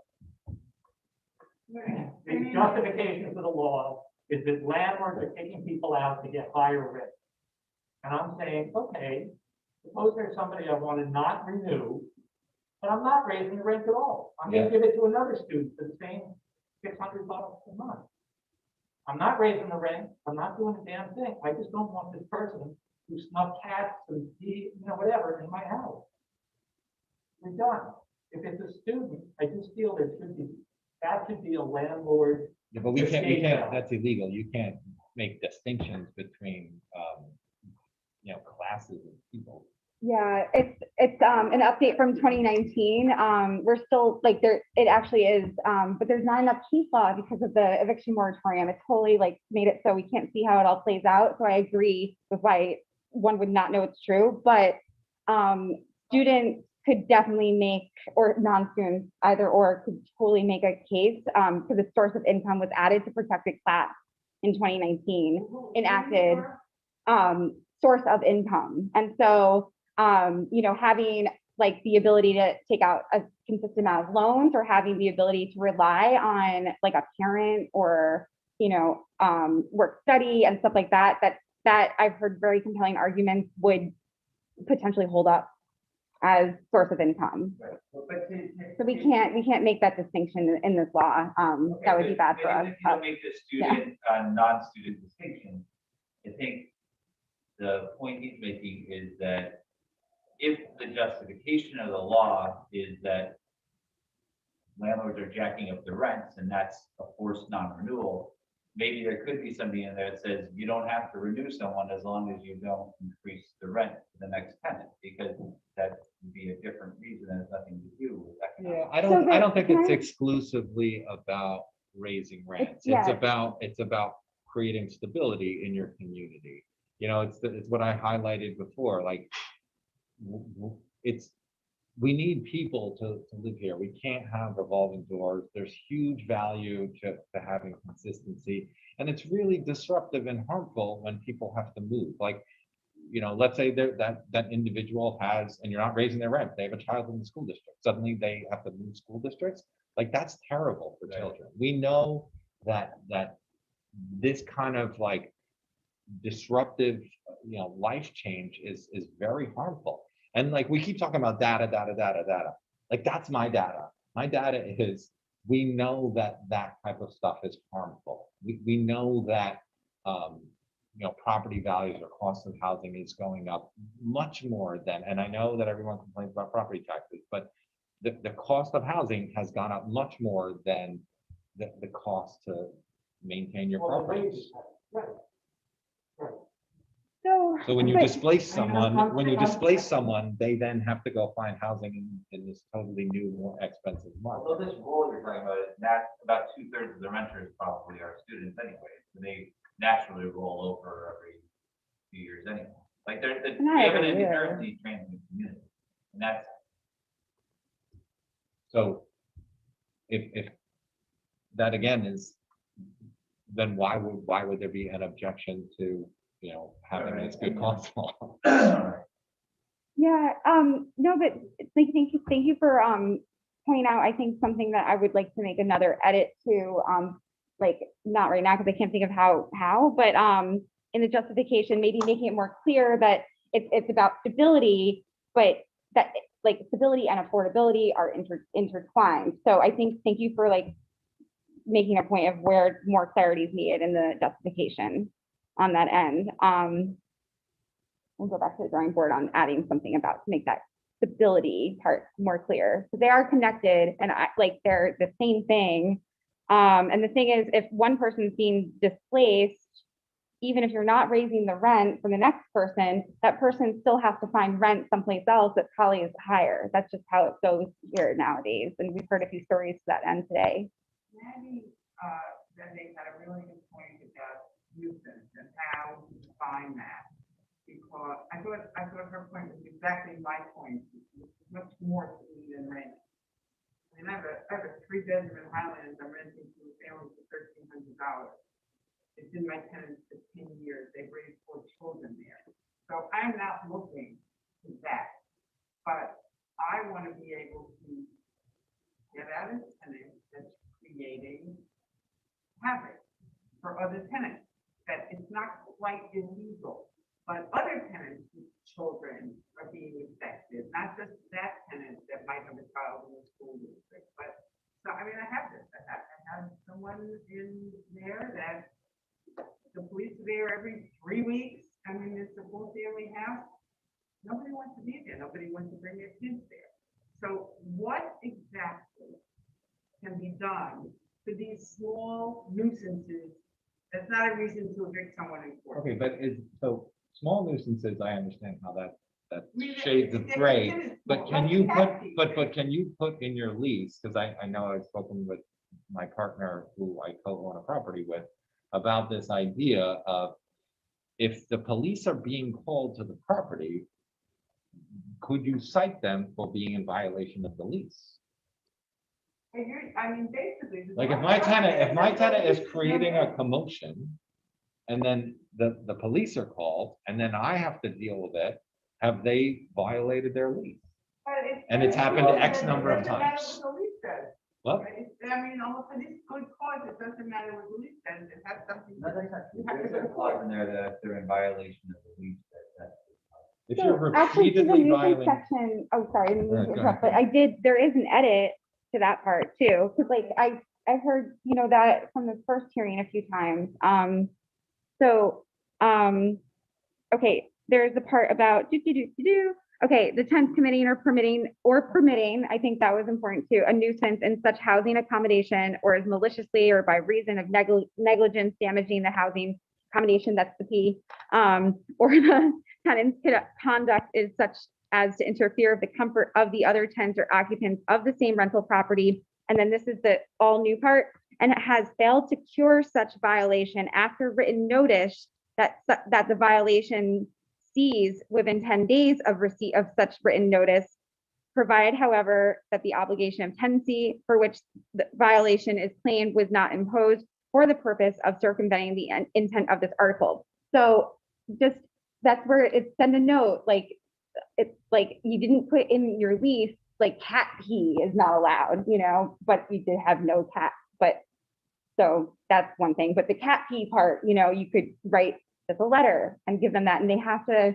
fix it within 10 days. And if they don't, then there you go. That's nuisance. You know, police are coming repeatedly. Not only do you have like the police report to like back you up, like, you know, maybe make a photocopy of that, like one for your file, and be like, hey, here's my side of it, and here's a letter. You need to fix all the problems that you're causing within 10 days. They're, you know, if the police come back again, then they're in violation, and you've got your nuisance, you know. What about my Nazi flag scenario that I'm sure you read about? Yeah, this is my response to your Nazi flag scenario. I mean, we can play the what if game, right? Like Yeah. if you have some awful Well, tenant. actually, that was my scenario. There was a guy Eli, he was the last person who said he was really a socialist, but he was really against this law. Remember that? Yeah. That was pretty much his scenario, not mine. said that he's renting, he went away to school somewhere in Boston, and he's renting his place, and he has a good tenant, but he would want to make sure that his tenant wasn't a white supremacist, wasn't something like this. And that's valid for a small landlord. Those things are valid. That's not a nuisance, a legal nuisance or whatever. There are reasons that people just don't gel with their landlords. And you could conceivably be talking about a lifetime. I think that's a very slippery slope, because, okay, for a couple of things, like your example of the Nazi flags hanging outside the window. Like if that happens, you call me, we'll organize a protest outside that person's thing. Like, this is New Paltz. That's how that will be done. You know, when I lived in New York City and there was a KKK rally in Union Square, you know, it was adorable. There were 6 KKK people and 6,000 counter protesters. It's like, good luck with the, you know, Like, we'll the handle bigots and that. racists. We will handle that. Okay, but your response is like, I want to be able to evict the white supremacists. Well, let's flip it around. I want to evict, you know, someone who, you know, has some other, you know, social persuasion that I don't agree with. We can't, you know, that can't be a rationale That for scenario not. was for an owner occupied 2-family, not accessory apartment house. Yeah. So, and there are, like, so I'm excluded from this, I'm in a 3-family right now. I have to abide by all of these rules in the property that I live in. Being sure my son lives in one right now, but I rent the other one. But this does not apply, I'm not exempt from this. I should be. It is like, most of the laws about like FHA loans and things like that, where there's like a special dispensation for owner occupancy, that they're treated as a different class a little bit, because you're there, it's your home. I wonder if, how you have it now with just the accessory apartment. In your notes, I think you said it was for four units or smaller, somewhere in the notes, but then I think in the law itself, it's a 2, you know, of 1 family with an accessory apartment or a 2 unit. I wonder if you might want to consider expanding it to 3 or 4 units just for only owner occupied. I don't think, I'm not talking about, if you're just own a 2-family or a 3-family or a 4-family, it falls under the purview of the law. But if you're in occupancy, maybe there should be a little bit more leeway there. And thank you. In the city of Albany, they have the 4 figure. And when I like kind of reached out and like asked why, it was there was no real reason why. It was kind of like something that was put in there to make like some people happy, like landlords happy. So I don't like I couldn't get understanding of that. That's how the lending role of that. Like Yeah. if you were in if I live in a building and there's 3 other units, I can get a residential loan. Okay. But once it goes to 5 units, no dice. Oh, You have to get a okay. commercial loan. Ooh, In so the that's. eyes of the thank you for the banks and the explanation. insurance and in a lot of other aspects of the law, there's a line between 4 families and 5. So they're just borrowing that line, that That existing. Well, it's just in general in real estate, 4 families that are owner occupied are considered residential real estate, whereas 5 families are considered commercial.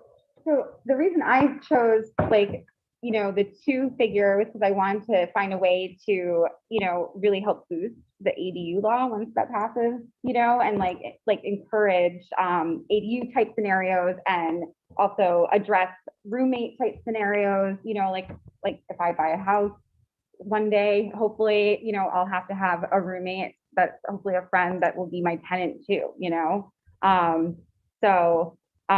Those kinds of scenarios. And then Stephen on the Landlord Tenant Relations Council gave a lot of what ifs at the July meeting. He's in Europe now. Because he has a studio in his, you know, building that he lives in, and like gave an example of like, you know, cigarette smoker, like there's nothing wrong, but his kid has asthma, you know, and I'm like, that sucks. Like you should not have to be stuck with that forever because you're sharing the same exact wall, like, you know, one wall, and it's not like 2 different scenarios. Sure, let's encourage ADUs and address those situations. Yeah, I don't know if I'd want to go up to the 4, What but if you go Adele, up- in your what if you go up scenario, to 4 if it's owner occupied? It would only be for owner. Only for owner occupied, not just for all four, not just for all four units. I mean, I think there's a couple ways to still get out of those scenarios, though. I mean, I'd be fine with that, though, you know, like that makes sense if it is a different class in terms of like lending, like that might help with consistency for sure. In fact, I just made a note. I think I'm gonna make that edit. But back to Adele's scenario, I think without making that change, like you still have opportunities in here with even just nuisance, because it's not saying like if they're committing or permitting a nuisance according to XYZ, it's a nuisance, you know, and you have to just provide notice and they have to cure it within 10 days of receipt of it, you know, right there. That's one way to address it. And then of course we added that bailout option, you know, the buyout option. So you would not be stuck with a horrible person. Okay, so I mean, obviously the best way for us to really absorb all these changes is to look at the graph with the markup. And see what's right. I agree. So, but you didn't address the thing that everyone's raised where if you have a violation of one building, it affects all their buildings. You didn't address that, or you just Oh, not yet. Oh, sorry about that. Yeah. So, like that is, I think has to stay that same way. That is like that. So You did a very good job of explaining it to me. I know. Tell them the way you explained it to me, because it's not so much tied to this, it's more tied to our rental registration. So yeah. Oh, I guess if that's what was not clear, then so it's a function of, it's basically updating the rental registry law. It's not adding to this other section that's the good cause lease renewal part, you know, to be clear. So this first section that's, and if you follow along with the actual code next to it, it makes a lot more sense. And I'm so sorry it wasn't clear from the get-go. But that's what 129-14, and then the next section after that. So collection of rents, so in the very beginning of it, collection of rents, and then evictions. That section is about the rental registry law. And this has already been held up in the city of Syracuse. Yeah, it basically is and it was a part of a couple other municipalities that didn't have rental registry laws, but you know, that's a certain thing you have to have in order for the good cause lease renewal to like function well. You have to have kind of a sense of what, you know, your housing stock is like and who to contact and all of that. It helps. So that's what that's all addressing. But Alex, so I understand why, so I think what's important is that it's not, right, it's an update to the rental registration code. It's not related to this good cause law. I mean, correct. They are, but I still don't get why. but this is my question about it though. It's like, how is it enforceable? So like, if you own a few different properties as Matt Eiler, then it's pretty easy to see that you registered your properties. But if you have a few different LLCs, how would that work? So basically, like, okay, to just translate these two paragraphs into Alex English.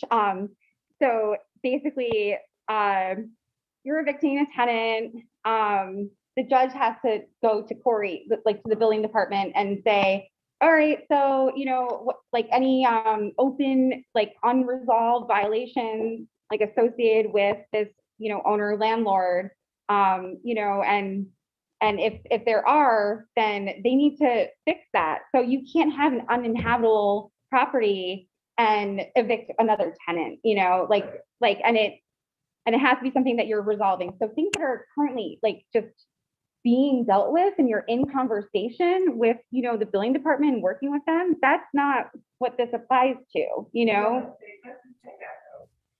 Because why, like, you can't write things like, you know, that this is basically just making it so the judge, you know, has to ask, you know, the building department what the, you know, what the file is. I have a point of order / information. Hi, folks. Just curious, is public comment being solicited right now? Because if so, I'd like to join the queue. This is, we're actually discussing the changes. If you want to make a comment, I mean, Yeah, I just You didn't know, know if the send people it- off camera Go were ahead. in the, I didn't know if the people off camera were in the gallery making public comment, or if they're members of the board. I can't see them on the camera. This is more of like a workshop style discussion, including the people who are here and the board. Oh, So okay. if you want to join our workshop conversation, chime in. By all means. Okay, I just didn't know if there was a cue to get in. Adele, were you in the middle of a thought? Do you want, Adele's gonna finish her thought and then you can chime in. I'm very concerned about this violation business because one is, I know that you're thinking that it only means your property needs to be registered, right? And you can't be in violation with a lot of violation things, right? The smoke detectors don't work, you're in violation, the tenants pull them down, you can't prove that. That when you have your building inspection, something like that is going on. You're just saying that you can't evict someone else, or are you saying that you don't have the right to collect rent? Oh. There's a confusion in the landlord, with the landlords about that also. So you cannot collect rent from the person you're trying to like evict if you're in violation. What if the tenant makes a violation? Is there something about that? So then I believe that's addressed already in the rental registry itself. So I'm pulling that up right now, sorry. That was like the whole point, is like it's just adding to it. Hello? Because oftentimes the violation is created by the tenant. The landlord gets the violation, but the tenant created the violation.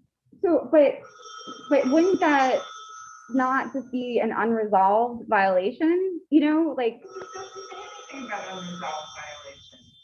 the law does. I just want to reiterate, I don't think this section belongs to this law at all.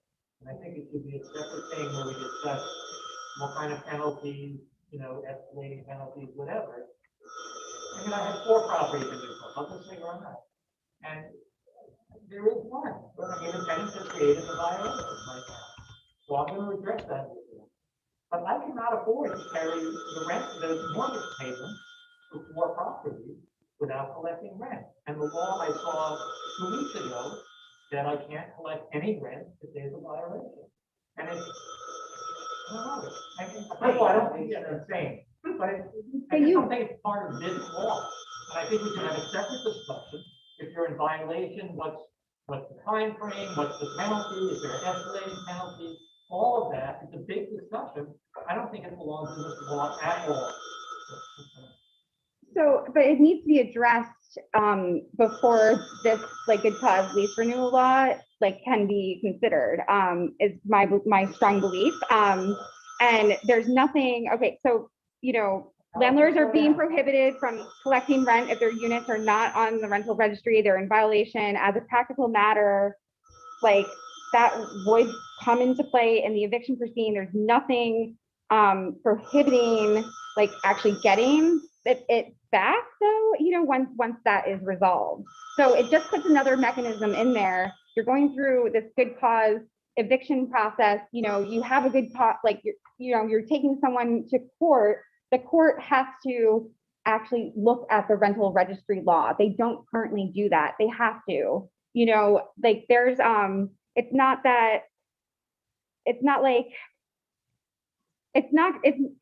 just part, I can't even think how to say it. It works a lot better if you have the rental registry law open next to it. You know, it just makes a lot more sense.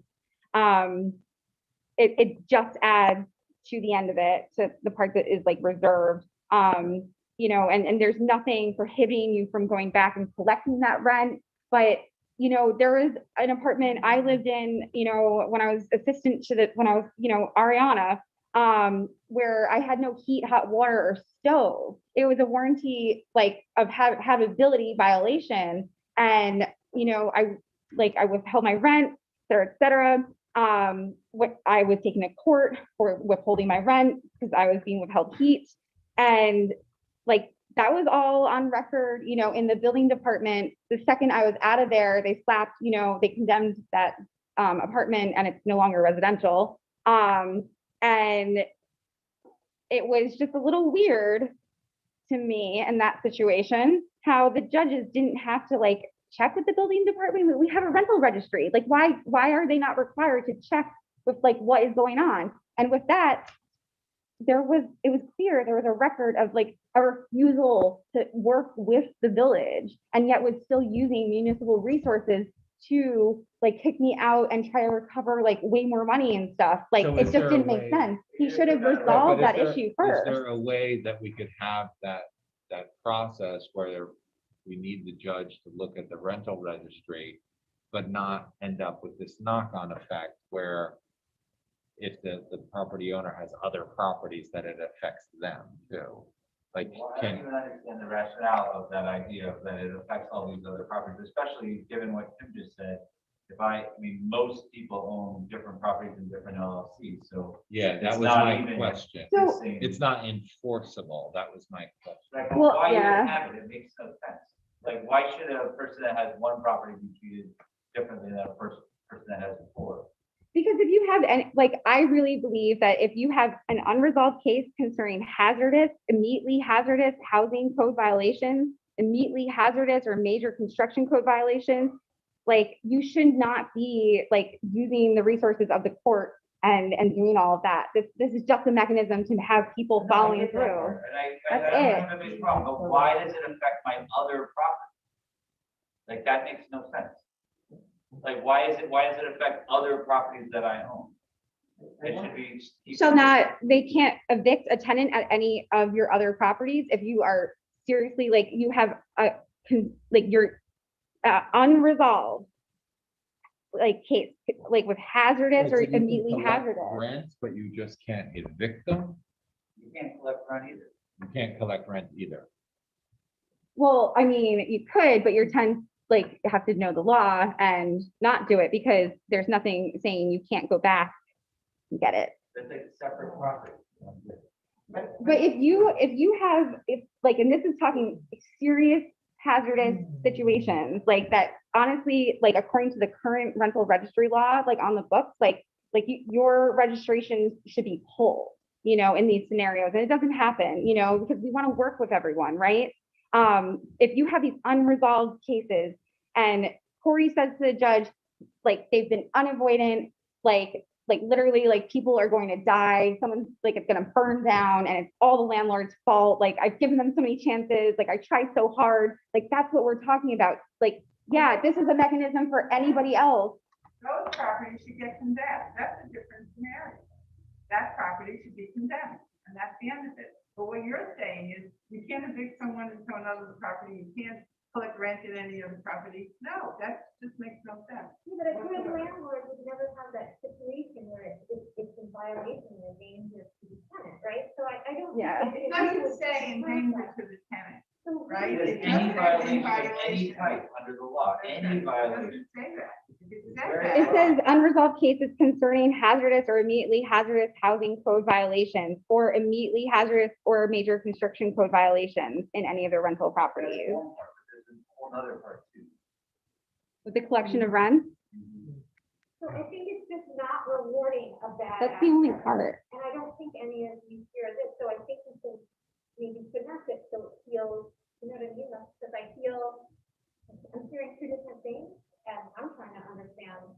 Because it's not understandable, honestly. I mean, I think to me, finessing it would be saying, this is, I forget the language, but this is an arguable defense for a tenant if this landlord is not in compliance with the registry law for that property.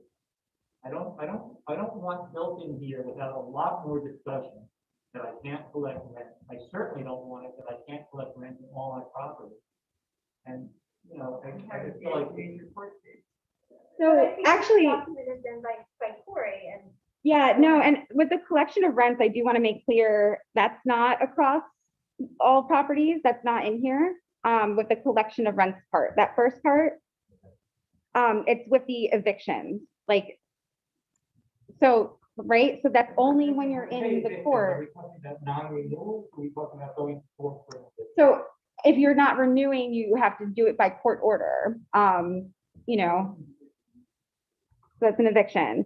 So with evictions, and that's why that works, because then the court has to check with Corey you know, what's going on. Like, that's all that really is. With the not collecting rent part, it only applies to those premises, and there, it states specifically, there's nothing herein, what is it? So could we leave it at that? That the judge is to, you know, to look at compliance with the rent registry law and not put all this stuff about not collecting rent? No, it's because the not collecting rent part is really, really important for, like, there to be the tenant mechanism, you know, so that a tenant can say, just like how a tenant can say if there's a warranty of habitability issue, you know, like, this is what that basically is building on. This language has already stood up, like, with this particular section, you know, upstate in the city of Syracuse. It's been on the books for a while, and I've seen, I don't know, I saw a couple articles. I can try and find them again for you and share, but it stood up. But it really, it's so clear that there's nothing keeping you from collecting that rent after the fact, but that just puts that other mechanism in there. You know, when a tenant reaches out to legal services of the Hudson Valley, you know, they can look at this law and be like, well, you can withhold your rent. They'll have to get it back once they fix this, but that's, you know, one more move. It connects with the warranty of habitability, but brings it more on the local level, if that makes sense. The section about the evictions, that's where it does apply to your other properties, but it's not willy-nilly. It's a judge checking with our billing department, you know, with our rental registry. We have a great rental registry law, like, let's, you know, actually utilize it. As I say, the version I read 2 weeks ago looked like if I had a violation, I couldn't collect rent on any of my. I haven't edited this part all because it's exactly the language that's held up. And to me, that's not appropriate.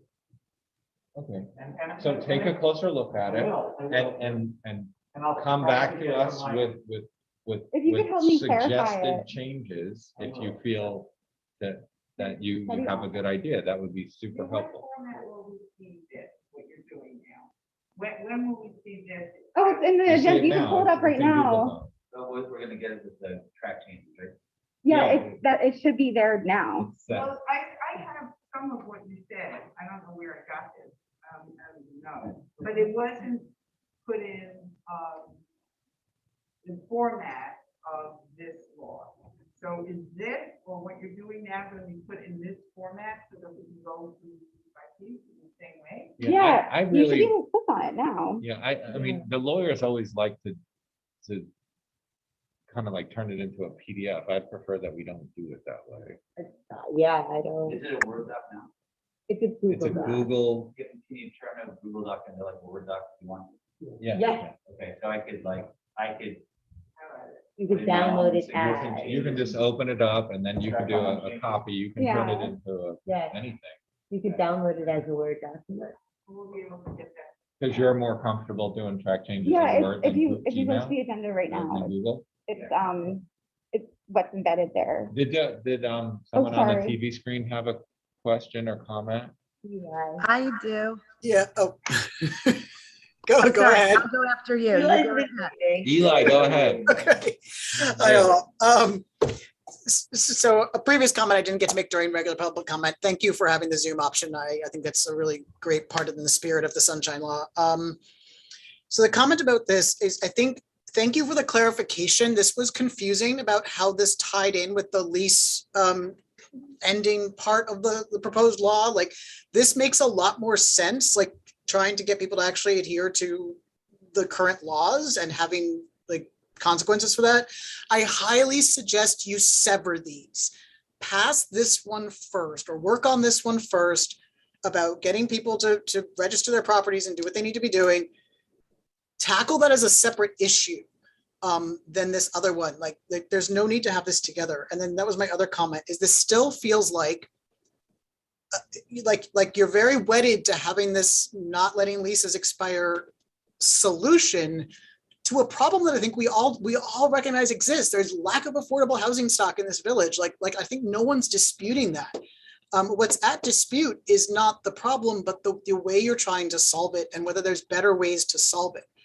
And if the problem is that we don't have housing availability for people who want a home versus an investment, There are other ways to address that. You could cap the number of properties one human can own.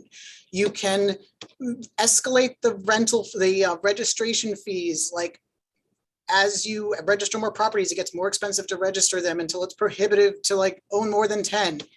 There are so many better ways to do this than locking people into relationships. And I just would encourage you to, instead of rearranging the furniture around the elephant, look at the elephant first, like back up 3 steps on this and think, is this actually solving the problem, instead of just trying to wordsmith this idea? That's all I've got. I've got to get on a train to go home. But thank you for your consideration of my comments and everyone else's. Thank you, Eli. My take on this law is it's not exclusively about trying to, backdoor rent control. I think there's a benefit in terms of creating housing stability. I think that's an important reason to me why we're considering this. I agree. And owner occupied housing is as stable as it gets. So free up housing stock for people to buy and live in, or incentivize longer leases, provide templates, provide discounts to landlords who are doing 2-year, 5-year leases. There's so many carrots you could use instead of this stick. That's all. Can I make a quick comment about the collection of rents? Yeah, go ahead. Now you're in the workshop session. This is no longer a public comment. Oh, yeah, sorry. I've been listening in. So what you're saying with the collection of rents, I just wanted to go back. So basically, if there's a problem that the tenant is doing in violation of the lease, we have to notify them, even if it's a repeated violation of the lease, and we have to give them, I think Alex said, a 10-day cure period in which they can then solve their violation of their lease, and then they can stay in that apartment or house indefinitely. So when we're in violation as a landlord, because we could have sworn that smoke detector was working, or let's even say that a tenant takes down a smoke detector and that's your inspection and you end up in violation, why can we not have a 10-day cure period to fix this? Now, you were saying that it really only has to do with hazardous moments, which of course need to be fixed immediately. But I don't remember reading that in the law. We have more time, actually, than 10 days. I don't think you want to suggest that we change that currently. It wouldn't work, first of all, because sometimes it takes like more time than 10 days for a landlord to cure these problems. I really like that part of our current rental registry laws inspection procedure where you have 30 days. So that's part F in the law on the website. Like the current law is, if after completion of the inspection itself, the code enforcement officials shall cite the property owner with a notice to remedy with 30 days. And if the violation is not remedied, so that's already on the books here. It's, I'm not comfortable changing that to just 10 days like you just suggested. Okay, I don't want that, obviously. What I'm saying is that you're saying that when that violation happens, you can't collect rent. You don't have you're basically saying you have 30 days before the building department takes it to the next step, but you are also being penalized during that time. And in addition, you cannot collect rent at that property or any of your others. So usually that's not how Corey has like these things marked. It's not a violation, it's open is what it looks like on the rental registry law. And then if you're a tenant and you're like, what's this mean? And you call the building department, they don't say your landlord is in like violation at all. Like it's open, it's unresolved. So I'm talking about in the language. It does not escalate to what? I'm talking about in the language in section 129.14, collection of rents. Right. So that's like that section, like we were just discussing, is like an addition to 129. What is it?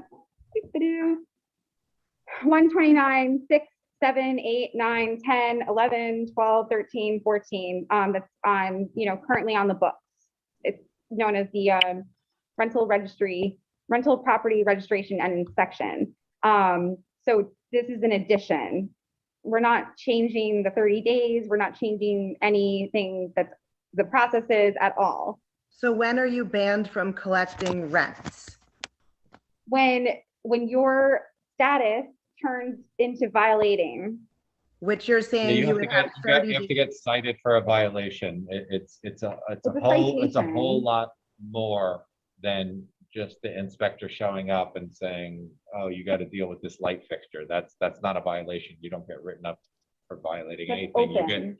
You get, Clarify that.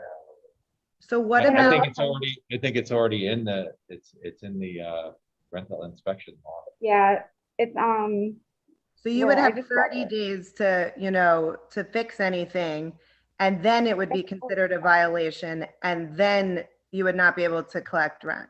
No, it's not, there's no like clock where all of a sudden after 30 days you're in violation. It has to get written up by the building department as a violation. Right, which they could potentially. There's a very serious threshold that gets, taken into consideration before any property is written up for violation. I deal with it on a regular basis with the Yeah. building department. Like honestly, once once something is in violation, nobody in this town wants, anyone to continue carrying on with the business of landlording until they resolve that violation. When there's a violation, we're all in danger. It's no good. And I'm pretty sure anyone chilling here still at this late hour and being so sweet and kind and offering so much input, thank you so much for that. I'm pretty sure no one here would just willfully ignore our building department and not work with our building department and not work with that law and be in violation. So that's something that actually, Adele was telling me a story, and I'm sorry to call you out, Adele, but she had a situation where a tenant caused a violation, and because of the already very strong New York State tenant protection rules from, 2019 and so on, she wasn't able to resolve that situation for, I think it was over a year. And so during that time, she was, considered her property was considered in violation, or that room, at no fault of her own. But this law would say that she could no longer collect rents whatsoever, even though she was really trying very, very hard with all of, with everything that was available to her to fix this problem, but her hands were quite tied by the existing laws. So what happens in a situation like that? You think she can't collect rent on the other properties she owns? Well, no, because you guys were just saying that it wasn't the collecting rent. So in this case, she was in violation at that one particular property. So I suppose, and it had multiple rooms. So that building, she wouldn't have been able to collect rent. Well, the unit, the dwelling. And I'm pretty sure it still is open, still would have been open at that point. But if it wasn't a point of violation, it's really important, for a judge to know in terms of evictions and see the whole story. And it's also important for, a tenant to know that their right to the warranty of habitability does in fact, continue on to the local level in these scenarios. And I'm sure in that situation, if it was a judge situation, Corey would have had no problem, the building department would have had no problem explaining, Adele's working with us on this. Here's the whole story, that's the whole story. But so the law is saying that she would not be able to collect rent, but you're saying that maybe Corey would be able to talk to the judge? No, so the rent is not part of the judge part, that's the eviction part. Right, but that took over a year. So what I guess I'm happened? not fully understanding the question. I mean, all the while it didn't get rent. I mean, Well, he wasn't paying your rent anyways. He wasn't paying the rent. But there's 9 rooms in that house. Yes, and he wasn't paying it, but let's say I cared about the rent. I mean, I really didn't believe it, but let's say I cared about the rent, I wasn't entitled to get it. And that's kind of weird. Right? I mean, that is kind of weird. Maybe I we can wasn't simply- entitled to the rent and he put me in violation. There's so many places, or there's a few places in this law where it makes I it feel clear. that no tenant is going to pay you rent when you're trying to evict them. You know, these evictions, Take entirely too long. that was 14 months. And it wasn't,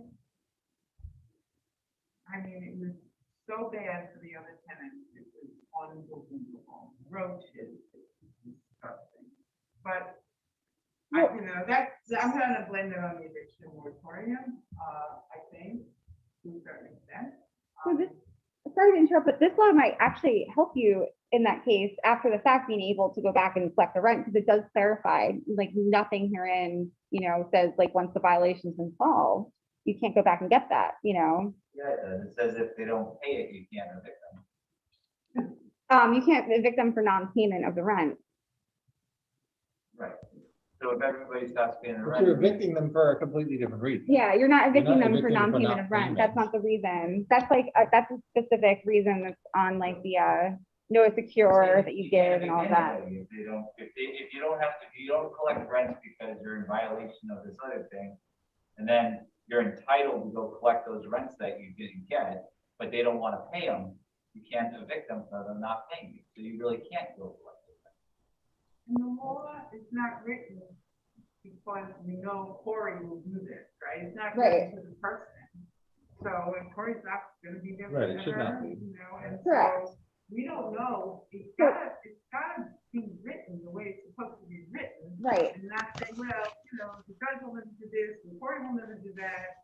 And I hope I didn't get that impression by trying to just explain the real life scenario at all. I was actually referencing the rental registry law the whole time, you know, while referencing the actual scenario that you would deal with wouldn't necessarily be looking at this law that's already on the books and seeing how it interacts. You know, you would talk to the judge, you would talk to the building department, you know, and maybe look at the law too. But, you know, that was why I did not mean to give an impression that it's, you know, subjective or wishy-washy or any way at all. And that's the importance of having this addition to the rental registry law.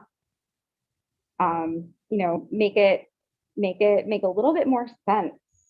Well, I appreciate Tim's suggestion. We could look at the writing. And if there's ways to make it more clear, like, please help. I appreciate you all being here for 11. I'm about to leave. So, We have the rest of our I meeting. might discourage Yeah. you. I think that, almost all my tenants have been fabulous. The few that have not have really stuck out and really been a problem, not just for me, for other tenants and for their neighbors. And I just want you to keep in mind a mechanism so that we can deal with that.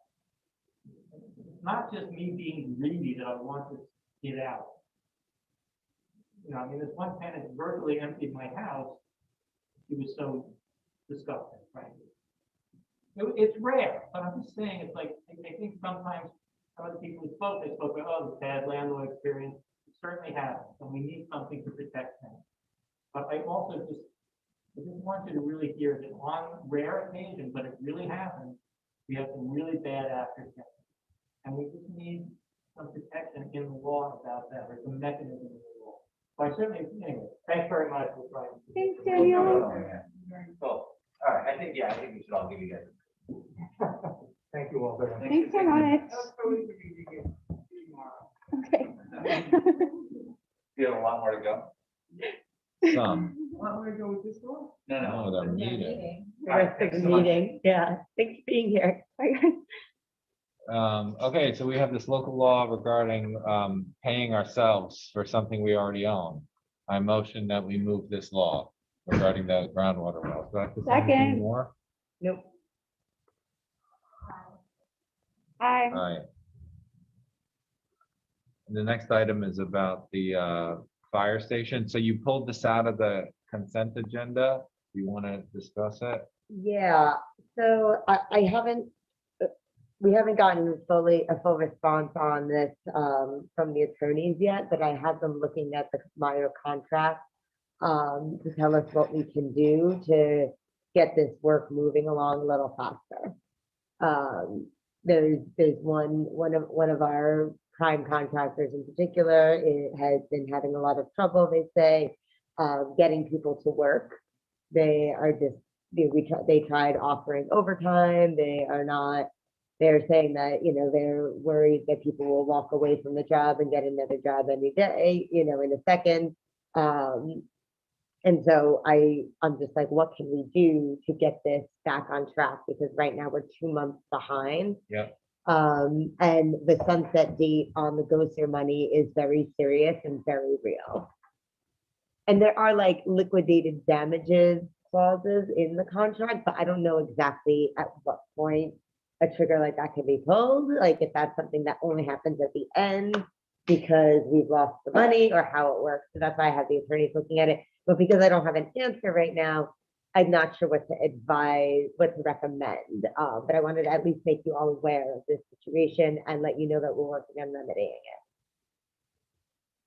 So basically, you guys can like vote on just paying them this amount right now. And, because we don't really know whether or not we can like hold the payment right at this moment. I believe that we can. Lori from GOSER has said that we can, but until the attorneys say that we can, I feel like we should pay this and next month we can withhold, or, we can wait till September 8th if you guys want to wait till you have advice. So I don't know what the right course of action is. Yeah, the problem is escalating. Yeah. We thought it was going to get better. It hasn't gotten better. We were told that first it was supply issues, and that's supply issues of work problem. Totally. Supply issues have somewhat resolved themselves over the last few months. There's always an issue with how many laborers and workers they could get to the site. We know that other construction projects around the region are going up. There's a fire station going up around the Wallkill that seems to be plugging along. Other courts, the town courts have been going up. So it's So Bill, what do you think? Should we withhold payment and see what our attorneys say? And then if we want to pay, we can just pay on the 8th? I would defer to the attorneys. Right, but we're waiting to hear from our attorneys. Isn't that the problem? That's fine. I think it's wiser to wait for what our attorneys have to say. rather than- Okay, so then let's wait. Thank you. Let's wait. Yeah. Okay, so the next item is, we need to seek public feedback on a DRI application. So I've been working on taking the 2019 DRI application that was well received by the Mid-Hudson Regional Economic Development Council and kind of updating it. And the focus of the grant app is again, engineering jobs, figuring out a solution to the New Paltz Child Care Center, improving the sidewalks in this area. I think, there's law that says whenever you receive grant money, you have to make sure that the sidewalks and the ramps are ADA compliant. So I think that would be part of our ask for this application, and then do some stormwater mitigation work. So whatever we do is like, cutting edge, maybe there'll be some green infrastructure features. But, being especially mindful of like any of our stormwater ends up in the Wallkill River that we want to be careful about because it has definitely faced problems regarding harmful algal blooms. So that's, the 4 points that would be highlighted in this grant app. I can put something on the out into the community, letters to the paper, Facebook. I'll lobby my friends to opine on whether they think it's a good idea or not. Yeah, And then, we'll have checked off that box that we've engaged the public. And then the next item is, we also have to, as a board, resolve to support applying for this grant money. So my motion is to move this resolution. Someone want to second it? Second. All in favor? Aye. And then I want a motion to approve Chief Workman's request to purchase the 2021 command vehicle. We've done some research in terms of using funds that had been allocated for this type of purchase from the previous budget and trying to source where we could acquire a vehicle like this. So I'd like to go ahead and approve Chief Workman's request. All in favor? Aye. And the next item, motion to use a portion of the American Rescue Plan funds the village received to provide additional compensation to all of our staff who are essential employees, so that they receive a one-time payment of 4% of their annual base salaries. And then also one-time payments of $5,000 each to our 3 salaried managers, Lou, Nancy, and Corey, DPW treasurer and building department. And this would involve no ARP additional compensation for any of the elected officials. All in favor? Aye. A motion to approve bills and claims. All in favor? Aye. You guys have any burning things you want to share with us about planning board or ZBA activity? Thank you, met last week, we were talking about 85 on Chestnut Street, for the project, but the things came up with the engineering, the agreement is going to be 15, as well as 4 small stores. And there was a lot of discussion on impact of traffic and environment in the area. Frankly, they're still talking about it. And the go with